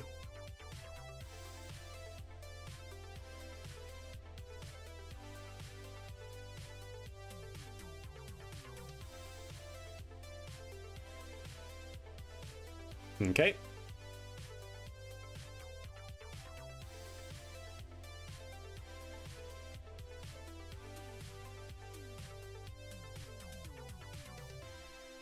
There we go. 2 moon orbit. Perfect. All right. All right, chat. Are we ready? This should be a good mission. We haven't flown a Max Serv in a very long time, and this is a really, really heavy payload for this vehicle, as big as this vehicle is. So yeah, we'll, I guess, see how it goes. All right. Chat, are we go for launch? I think we're go for launch. Flight script looks good. Yep. Going to 0 target inclination. I think we're solid. So with that, vehicles in auto sequence start. We are go for launch. Ooh. Uh-oh. Uh-oh. Ah, right. From PID. Ah, yes. It's been so, oh gosh, chat. It's been so long. It's been so long since we've used this code, and I've updated the API and have not yet gone back and updated. Yeah. Yeah. Okay. Clamp. This does not have a clamp anymore. Okay. So I need to go to something like Minerva 1 and see how we did that. Because we basically have the same thing. Wait, we don't have a clamp. Wait. Oh, that's MaxServe. I'm sorry. I'm looking at the wrong one. I want Minerva 2, by the way. Yeah. Hold. Is this the man who wrote this code at the moment? Yes, 100%. All right, so yeah, just need to get rid of the clamp, I think. Everything else should be basically correct as far as I'm aware. Okay. Just get rid of the clamp, and we still have a deadband. We don't really need a deadband. I'm sure it's fine, chat.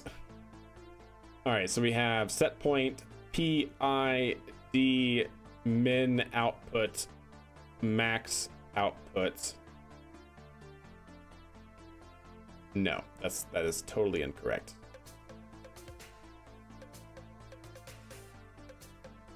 Right?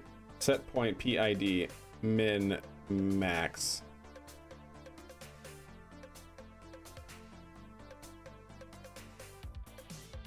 Thrust control.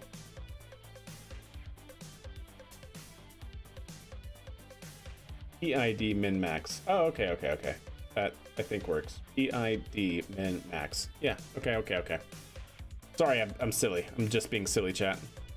Set point PID min max. Cool. All right. Just making sure. So yeah, this should be set point PID min max. Good. Yeah, just need to delete the clamp. And the deadband. Set point PID min max. Okay. Any others? Any others around? No? Good. Very good, chat. All right, now we're gonna hit the go button. Because what can now go wrong, chat? In 9, 8, 7, 6, 5, 4, 3. Stand by. Get there. Oh, there we go.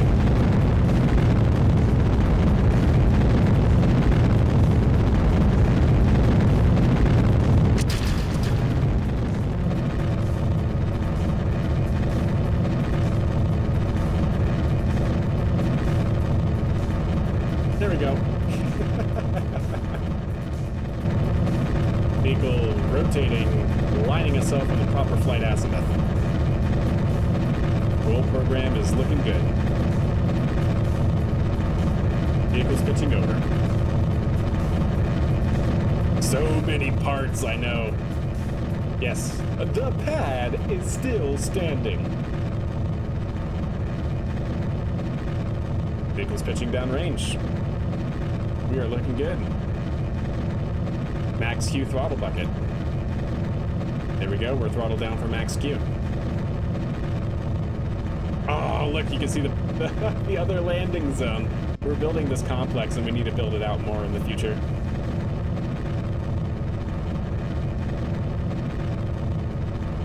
Looking good. We got the big I2GG NASA logo in the view. Not bad.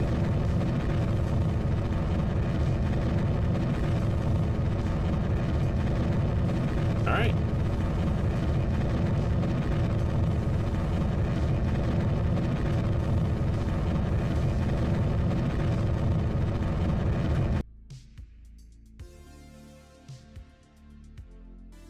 I don't want to talk about it, chat.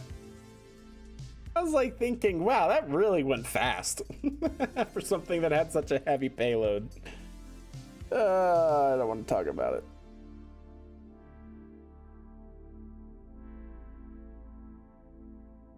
Don't you say a word, chat. Not a word.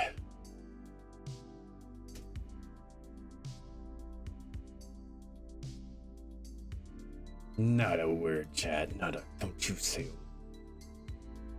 Cheating detected. Yeah, back when we were testing the lander, the lunar lander. Yeah, we still had hack gravity on, so that was totally invalid launch. Totally not a valid launch at all.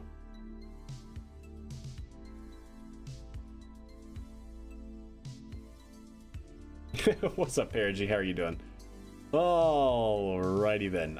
Let us try that again. I need to time warp 7 days into the future. The future. Let's do that.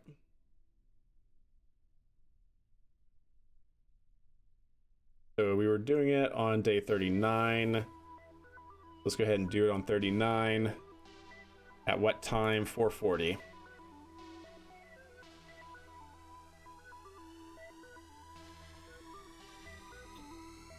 $39, 4:40. Good enough.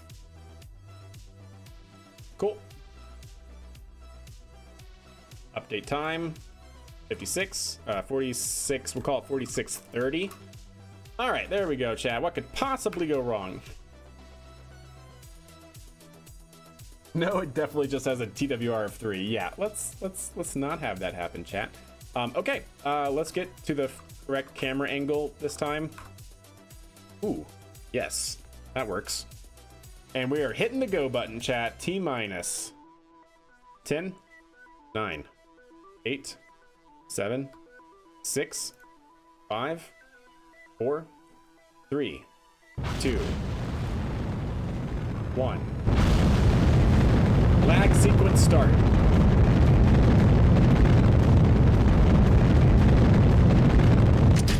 Up there, it went, chat. We have liftoff of Max Serva 20. Looking good. Vehicles away. Vehicle is aligning itself on the proper flight azimuth and should be starting its pitch over maneuver.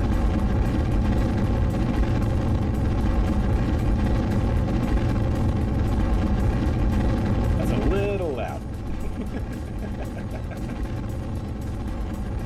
There we go. It has finished its roll program and pitching down range. First time watching? Welcome to the stream. Absolutely. Are you running the realistic plan? No, this is a stock game except for a few visual mods. Otherwise, it's a stock game. I have a few utility mods. So, you know, stuff to build out additional pads, stuff to make the game look prettier, that sort of thing. Otherwise, everything is stock parts, stock scale, all that jazz.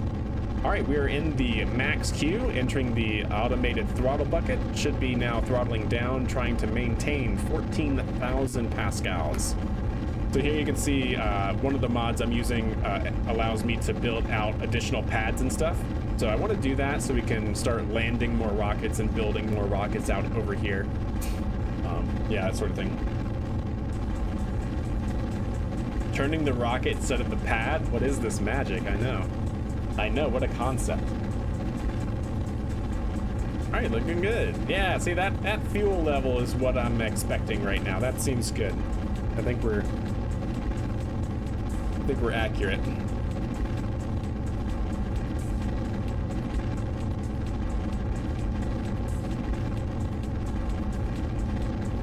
Vehicle's continuing to pitch down range. And we should be throttling up to 100% rated power thrust here momentarily.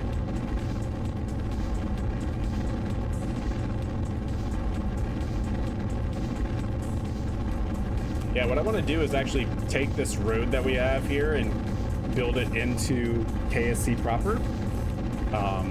So we actually do at least have a connected system, a connected KSC, connected pads. All in due time, chat. Yeah, this vehicle's still going strong. We're only, wow, we're just now passing Mach 1. This reminds me of Nuglin, except Nuglin was carrying like 300 kilograms of payload. We're carrying 40 metric tons, but it's very slow to go.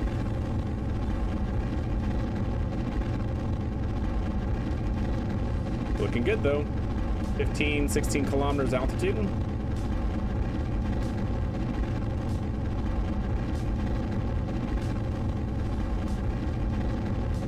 Continuing to pitch down range.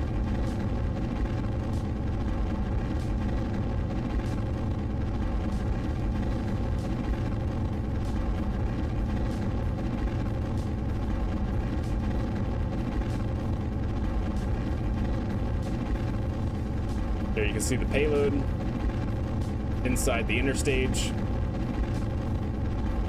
Coming up on Miko, still pitching down.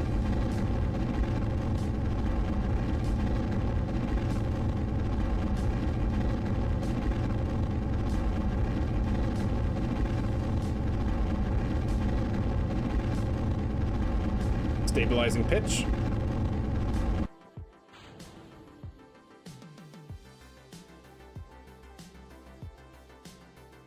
Oh no!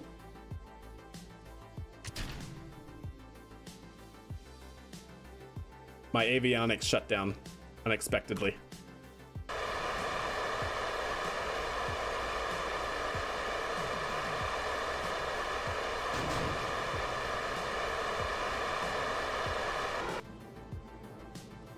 My avionics shut down, chat. I forgot to check one of the commands that was outdated.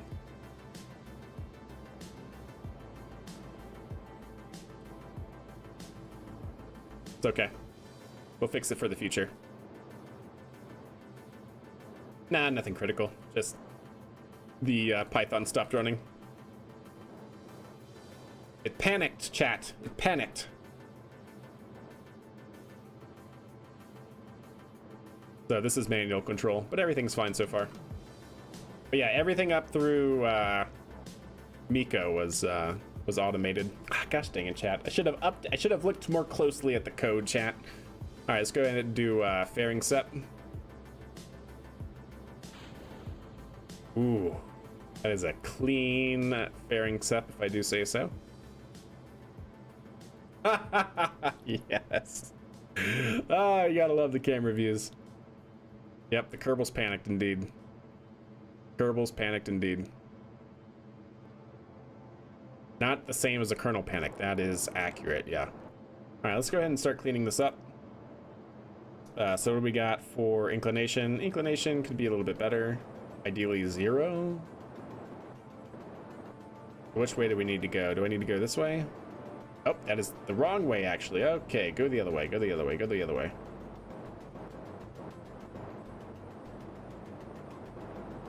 There we go.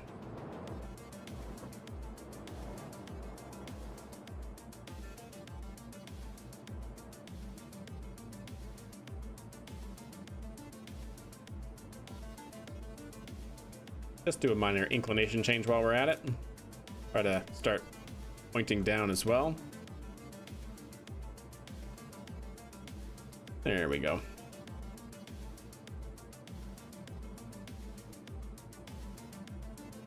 There we go. 3 degrees. That's should be good enough, just about.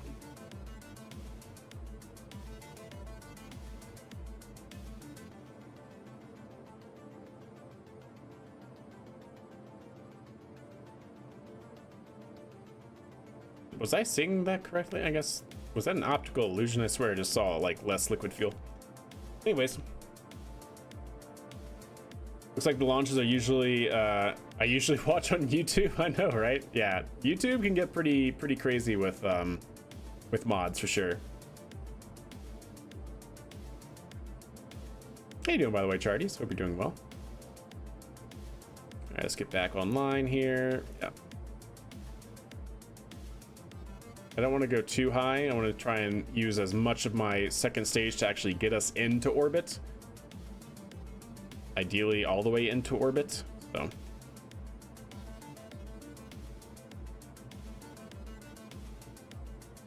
and cleaning up that inclination difference is always nice as well. Yo, what's up, FSB? How are you doing? We are sending a lander with Kerbals that will come up on the next mission. To the moon, so we can kill off 2 contracts. That's the idea. so this is the lander and our propulsion module that will kick us out to the moon. So it doesn't look like we're gonna be able to clean it up better than 0.3 right now, which is fine. Not a big deal. We'll just leave it at that. 0.3 degrees is nothing. We'll still be able to get the trajectory to the moon for insertion.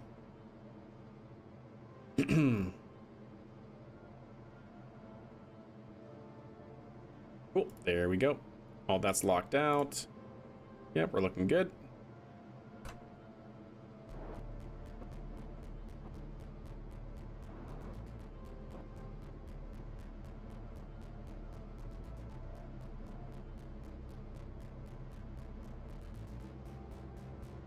There we go.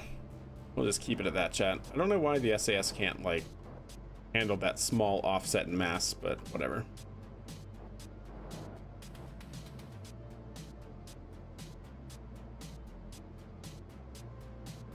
It's because our center of mass is just slightly off center line, but it's like, come on, SAS, you can do better than that, right?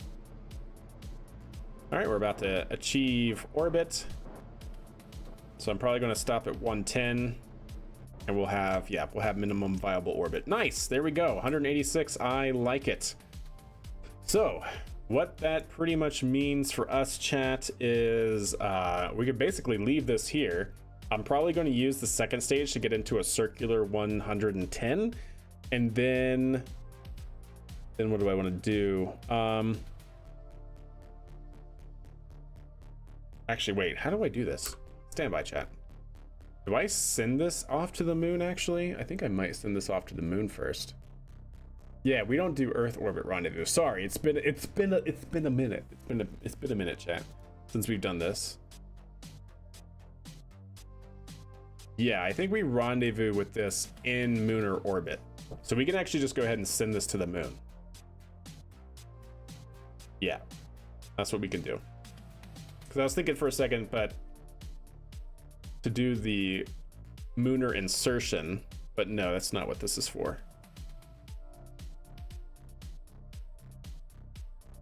A national team like this, yeah, you're talking about the Alpaca lander, right? By a Leidos company by Dynetics.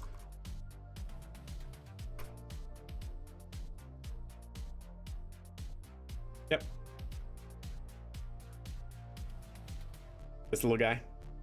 Yeah, it's kind of inspired by that. Well, I'll actually tell you what it really is. It's the Constellation NASA Mars lander. See? That's what we designed it after. Something like this. Because what's really cool is the original idea was you could have a vehicle like this that lands kind of like belly style, if you will. And you could also put in a crew module as the payload as well. So not only could you like land a whole bunch of, you know, rovers and supplies and hab modules, you could also basically take that out and use the same frame but with an ascent module for crew to Mars. And the whole concept was it would actually go there in a big aeroshell. By the way, this is Kerbal Space Program, which is kind of funny. It would go to Mars in a massive aeroshell for re-entry. And then again, this is also Kerbal Space Program, great recreation. That aeroshell would have a bottom that would come off. It would deploy parachutes to slow it down, and then this would drop from the aeroshell and land propulsively. So this is what the concept that we have. Look, another KSP invention. Yeah, this is the concept that we made, which was a real life NASA constellation project. So yeah, neat, right?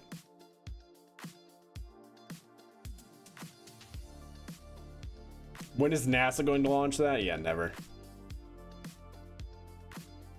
All right. So yeah, we can basically just go ahead and send this on to the moon, I suppose. I'm gonna wait to get up to Apo, I think. Actually, no, we're in a viable orbit, so we might as well just set as target. And then if we kind of time it to where the moon is going to be, somewhere like right there, drag that out, and there we go. Perfect.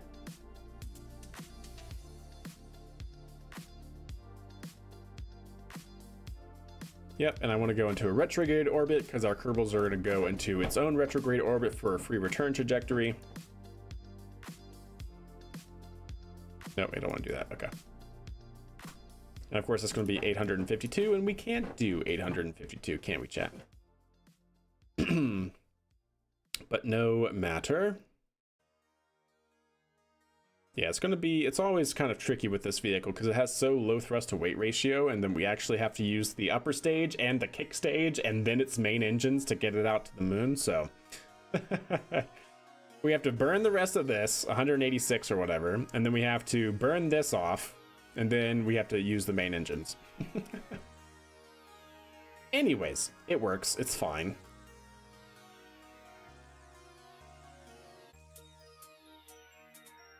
Constellation was canceled long ago. Yep. Yes, it was.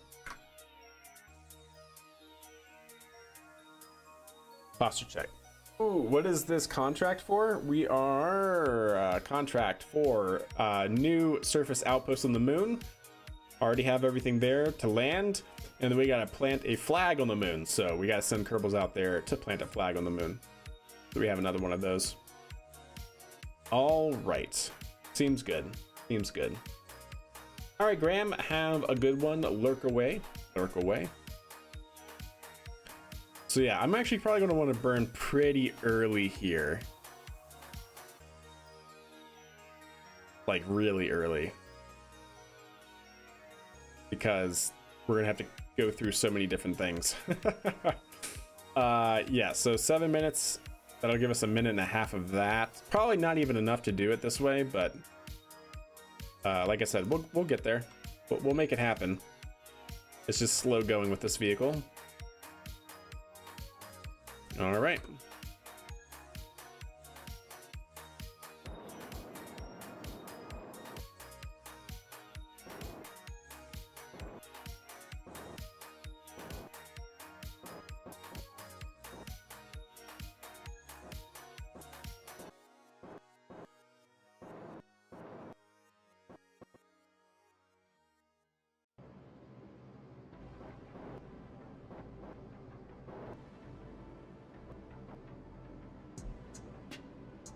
All right, there we go.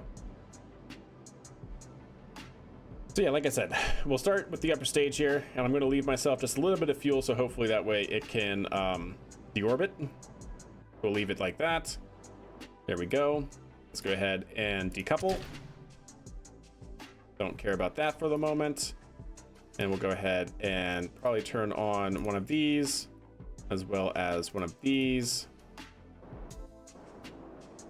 And we'll start our engine here. There we go. Oh, well, that's fine. And we'll just keep this attitude and hopefully go on our way. Cool.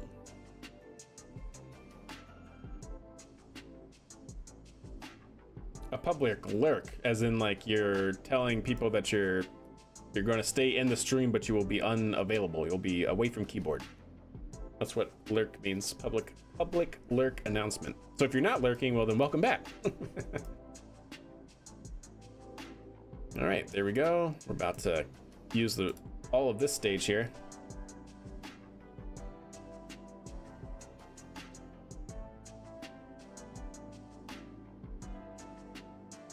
Drink! All right, I got you. 1 second. Let me finish this burn. Actually, no, we got time.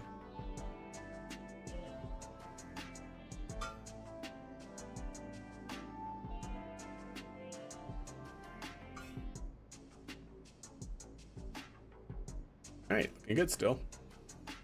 There's the moon coming up over the horizon.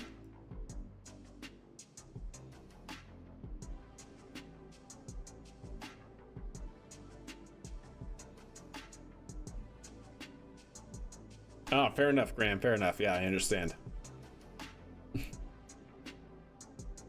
All right, looking good. About to flame out on the kick stage. There we go. And undock.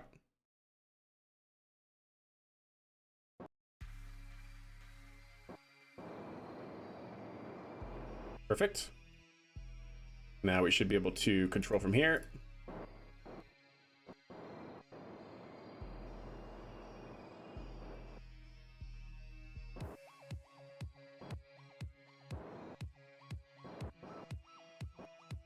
There we go.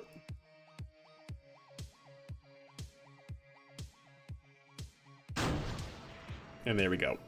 Now it pushes itself out the rest of the way. Cool. Well, let's see what we can do.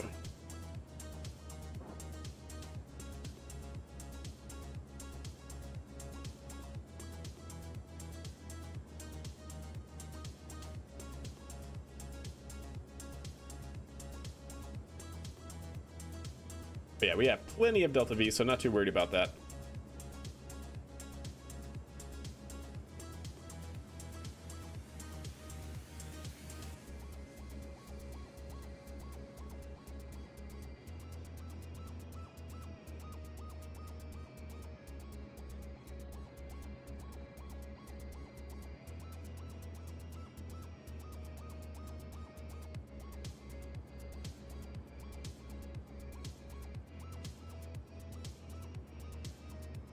All right, looking good.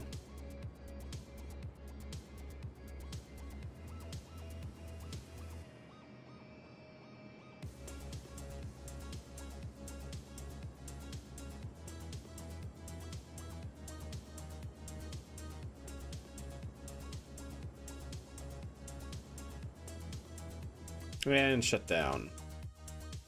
All right, let's go ahead and focus view and see where we are. 247, that's actually pretty good. Slight inclination, but that might be okay. Like I said, oh, it's a 3.1 degree. Oh no, that's on the return. What are we right now? I wish it would tell me where we were now in terms of inclination change or inclination. You know what? I think it's probably fine. I mean, there's a slight, yeah, there's definitely a slight inclination. We can always fix that at the moon if we want to. Or if I kind of did something like this, I think it was out like here, add a maneuver. Can I fix it here? I sure can. There we go. Now it's equatorial, or mostly. Perfect. For 4.7 meters per second. Look at that. We basically crossed right through it, right through the orbit line. And we're still at 245. Cool, that works. So let's go ahead and coast. We will go ahead and extend our solar array, at least one of them, so we can make sure the vehicle survives the night and the coast period out there. And then we have a 0.6 second burn in about 4 hours from now, 5 hours from now. Cool. Let's go ahead and run it back.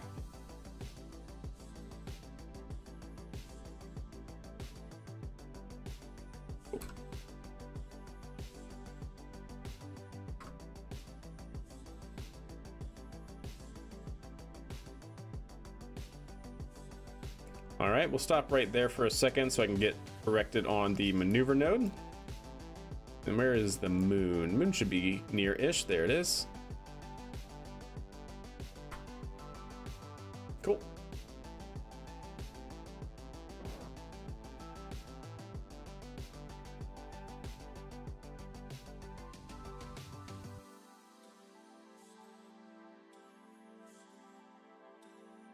Yeah, Graham, that sounds like a pretty good deal. Yeah, Graham, exactly. They just have to keep playing, that's all.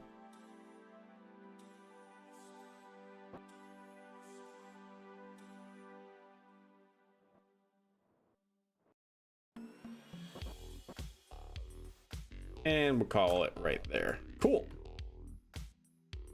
All right, now we can time warp the rest of the way.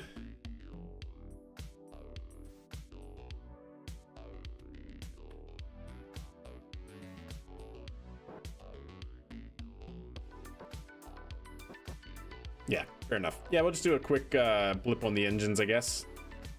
See how that does. Maybe at half throttle or something.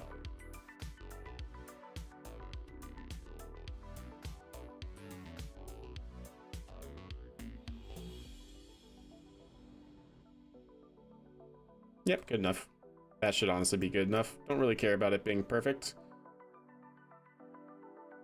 Cool.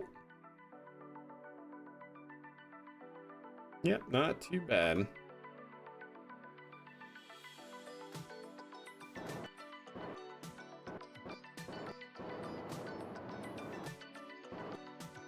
Good enough. Good enough. So from here, chat, we need to now launch our Kerbals. Because this is going to, yeah, be in an hour. Well, no, we'll get this in orbit, and then that should be good. So yeah, let's go ahead and add a maneuver here, and we're still going to have so much delta V, which is very nice. Try to get to the 245-ish circular. Yeah. 243 by 245. I like it. So can I just time warp to here? And then we'll get set up on the maneuver node, and then we'll capture. That should be pretty good.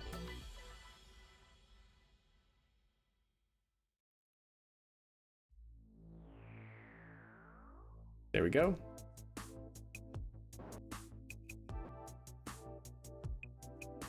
We have a relay right now, which is good. Maintaining comms. Okay. Yeah, so this will be our capture burn around the moon. Trying to target around a 240 kilometer orbit, roughly. There we go.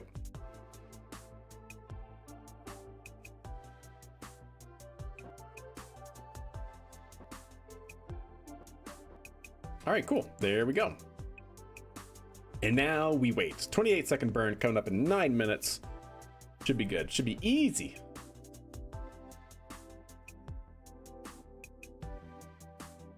Hey, Race Space, how are you doing? Hope you're doing swell.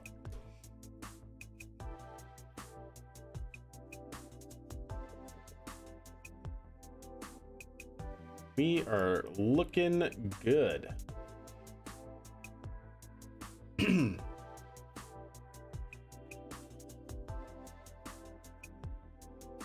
What other contracts we need? I'm hoping that by completing these couple of contracts that we're doing, we'll be able to get more contracts in the administrator building. That would be nice.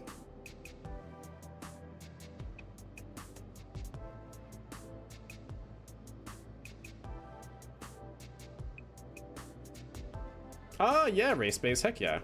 That's right. That was definitely a little while ago. There's a couple versions that I'm thinking of as well.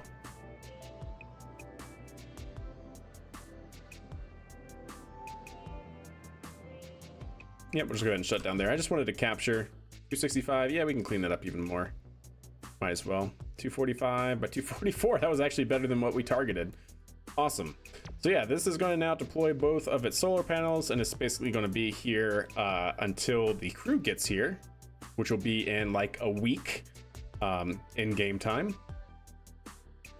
So let's go ahead and go back to the Space Center.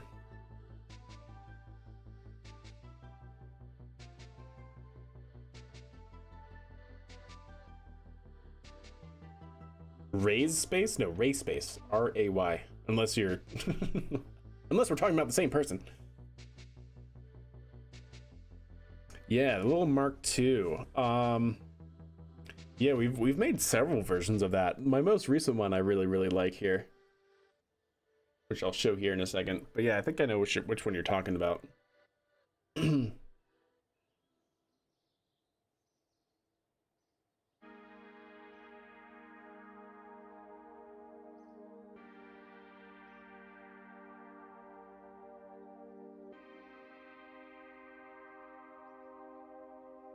You should always, what is it? You should always change, right, Graham? So you should pick C.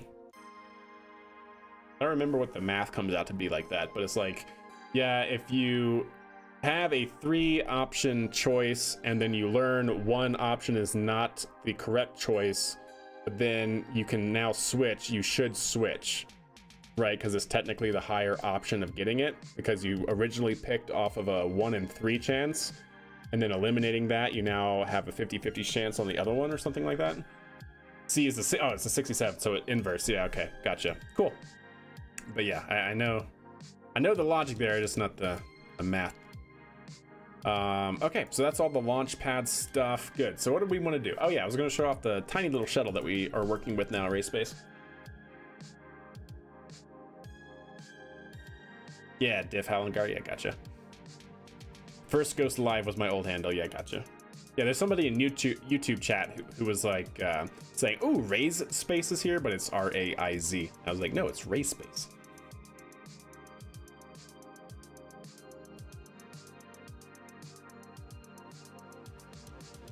Yeah, that's fair, Graham. That's fair.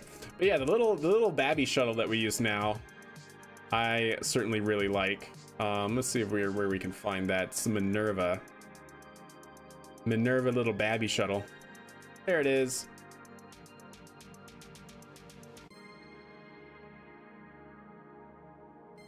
So yeah, we of course have our tower that allows Kerbals to ingress. Yeah, there's a little Babby shuttle. It's so cute. But yeah, it's one crew cabin and one command pod. Came out pretty good.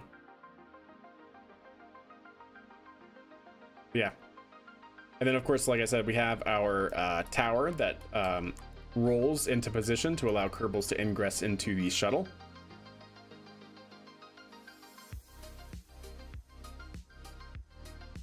Gosh, it's always so tall in the SPH.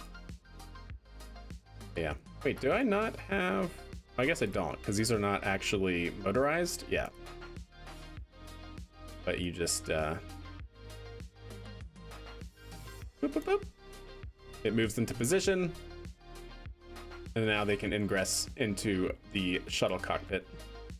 There you go. That's what we work with now.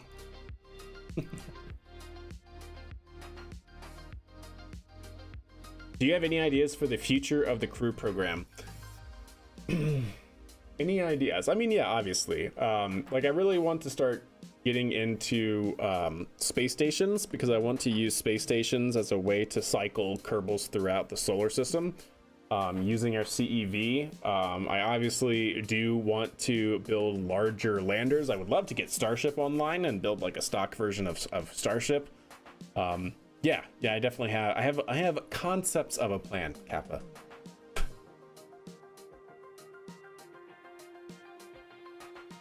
That's when you start inventing new formulas. Yes, indeed, you definitely start inventing new formulas. All right, so what were we doing next, chat? I need to launch our next guy.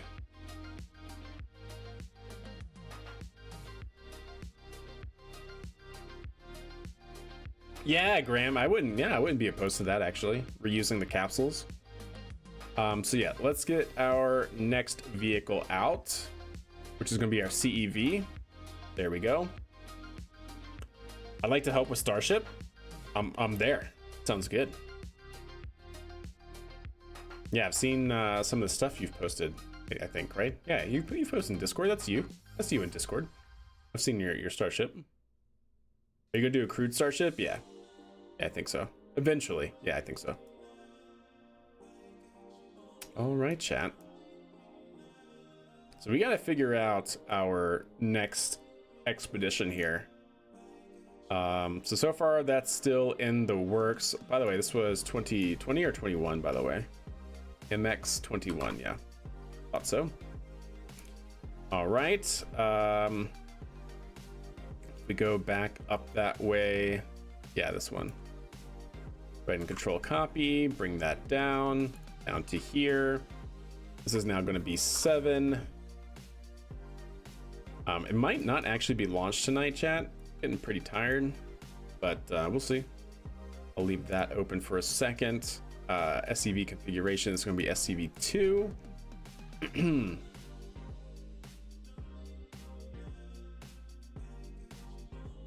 that should be 8, right? Yeah.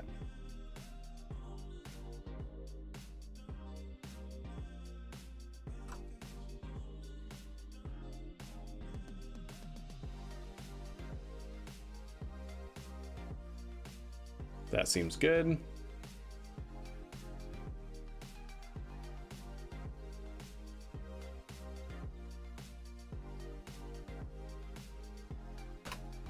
That seems correct. Haven't touched that since. All right, let's get our crew. All right, so we got Rams as our flight engineer. Oh wait, no, no. Oh yeah, you know what? I'll remove you later because there's a process here. All right, so we'll have flight engineer Rams Kerman. Let me actually make sure I'm keeping the same naming conventions. So I guess you'll be, yeah, that sounds good. Yeah, I think that's right. Rams Kerman. We need a commander for this mission, so we're going to have a commander who has at least 1 star. Who could do Mad Chat? I feel like Mad Chat just got back though. Did Graham die? No, Graham did not die. No, Graham did not die. There you are. Yep. Sure. That seems good. Same for Rams, because you're an engineer, you get that flight suit. That one, sorry. Zeblu. You get Zeblu. Good. Very good. We need a commander.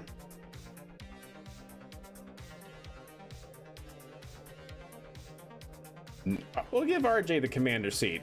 Why not? And then we need a pilot, of course. Are you using life support or just Kerbal stock? Kerbal stock. You, Kerman, Goatbot. Do I have a pilot that has like no stars? Yeah, Mr. Snowman. Sure. Or Apollo. Let's do Apollo. Commander Longballs, I know, but he's been on too many missions, unfortunately. He's already Longballs has been really, you know, used a lot. He was on the first mission there. I know he's done a lot of recovery operations. We might be able to send him again. Oh, Commander RJ. RJ was already in the commander seat. And that means I want to give somebody else a try. We do need a scientist though. Let's see. Ternolte. Ideally, Super Ham. I don't know when the last time Super Ham flew. Make 1B? Maybe we'll send Make 1B. I know Make 1B's recently been on a mission as well, though. Danfree? No, Danfree. I don't want to use Danfree. Danfree was a stock game. Stock game. I rescued him, so no. Elb. A green. It'll be an entirely green crew. I think that's what we're gonna do, chat. Commander Elb. Yes, I think that's it. That's what we're gonna go with, chat. All greenies. So Commander Elb Kerman. This will be Chief Engineer Rams. And then we'll have Flight Engineer Graham Kerman. And then we will have Pilot Apollo. Backwards.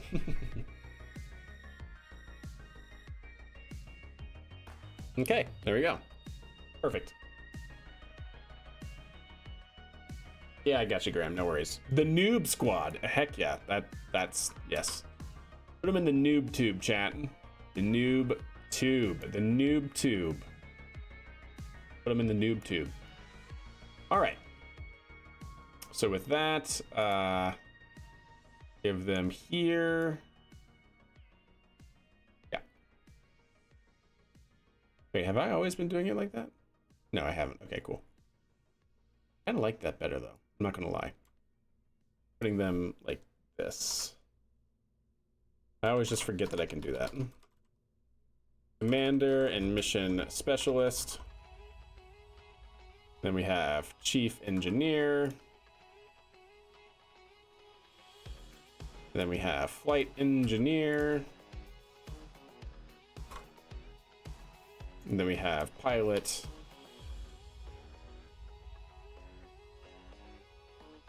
There we go. Cool. Copy and paste. Move that back up because I just like that format a little bit better. There we go. Okay. I think we're good. So yeah, this will be the third crew. Doing good there. And all right. Save it. Meanwhile, we will exit all of these Kerbals. Put it out on the pad as is. Fully fueled. Yep, fully fueled. Good. Ooh, that felt good. Ooh. All right. Save it. Oh, yes, by the way, chat, let me fix the code. How about I fix the code real quick? So yeah, active vessel is new. We have a new call for that, just to make sure. Yeah.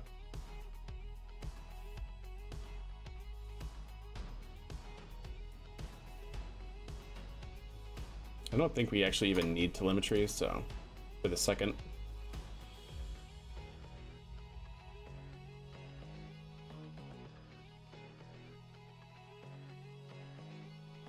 Oh, we do. Okay, that's good to know. that is good to know. Cool. So I do need to call Tim again.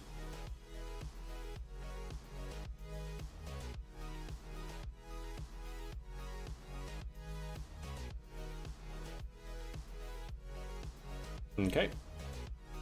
And then we need to do the same thing for our new one here. So get rid of the clamp. Just cleaning up the API and stuff. That should be good there. Get rid of it there. All of that should be the same. And then from up here, we want this. That's gonna go here instead. There we go. And then we have this other one here as well.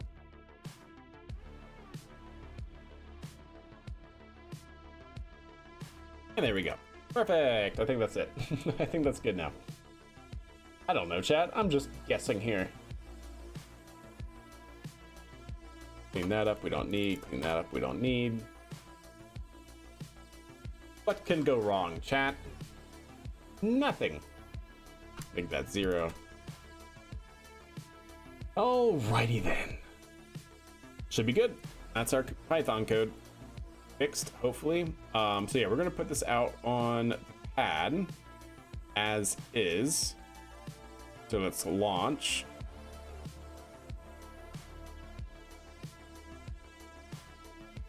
Yeah.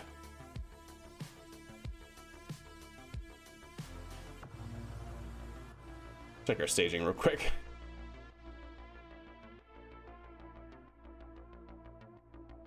Very good.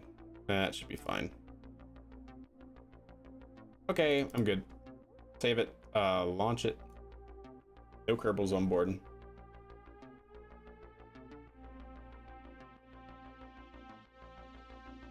Flight next stream? Probably flight next stream. Yeah, I think I might cut it there, chat, because it's coming up on the 4-hour mark, and I'm pretty tired. It's been a rough couple of days at work, this long, and yeah, just feeling it. And I want to get the Kerbals. You know how we do this. So we're gonna actually drive the Kerbals out, and then we're gonna load them up one by one, going up the elevator, walking across the bridge and everything. And I want to take our time with that because I think that's kind of cool. So I don't want to rush it and have anything go wrong with my tired brain. So I think we're going to load it out, make sure it all looks good and settled, and then probably call it quits there, chat, honestly. As soon as the game decides to load. Ooh, yes. Very nice, chat. Look at that. Look at that monster, that beast. Very nice. Very nice. Very good. Yes. Cool. Well, that looks good, all settled. And I think with that, chat, we shall call it quits. So, I hope y'all enjoyed that stream, but that is going to have to do it for me for this evening. Next stream, I'm thinking, will be on Friday. I'll let you guys know, depending on work and stuff. If it's not Friday, then the next stream will be Sunday. But I'm hoping that we can be here on Friday. Deadline's back. Deadline is behind me, so hopefully that should all make things easier. But it also is Valentine's Day, actually, isn't it? So maybe actually next stream might not actually be Friday, chat. It is Valentine's Day, right? Yes, Friday is Valentine's Day. So do not count on me on this Friday. Next stream will probably be Sunday then? Question mark? Maybe Saturday. Maybe we do Saturday and Sunday to kind of make up for it. We'll see. We'll see. Yes, next stream will be when I'm live. Anyway, chat, have a fantastic evening, rest of your day, a good Thursday, a good Friday, and all that jazz, chat. And then, yeah, we'll be back here launching this beast and completing more contracts next stream. So until then, have a wonderful evening. Goodbye.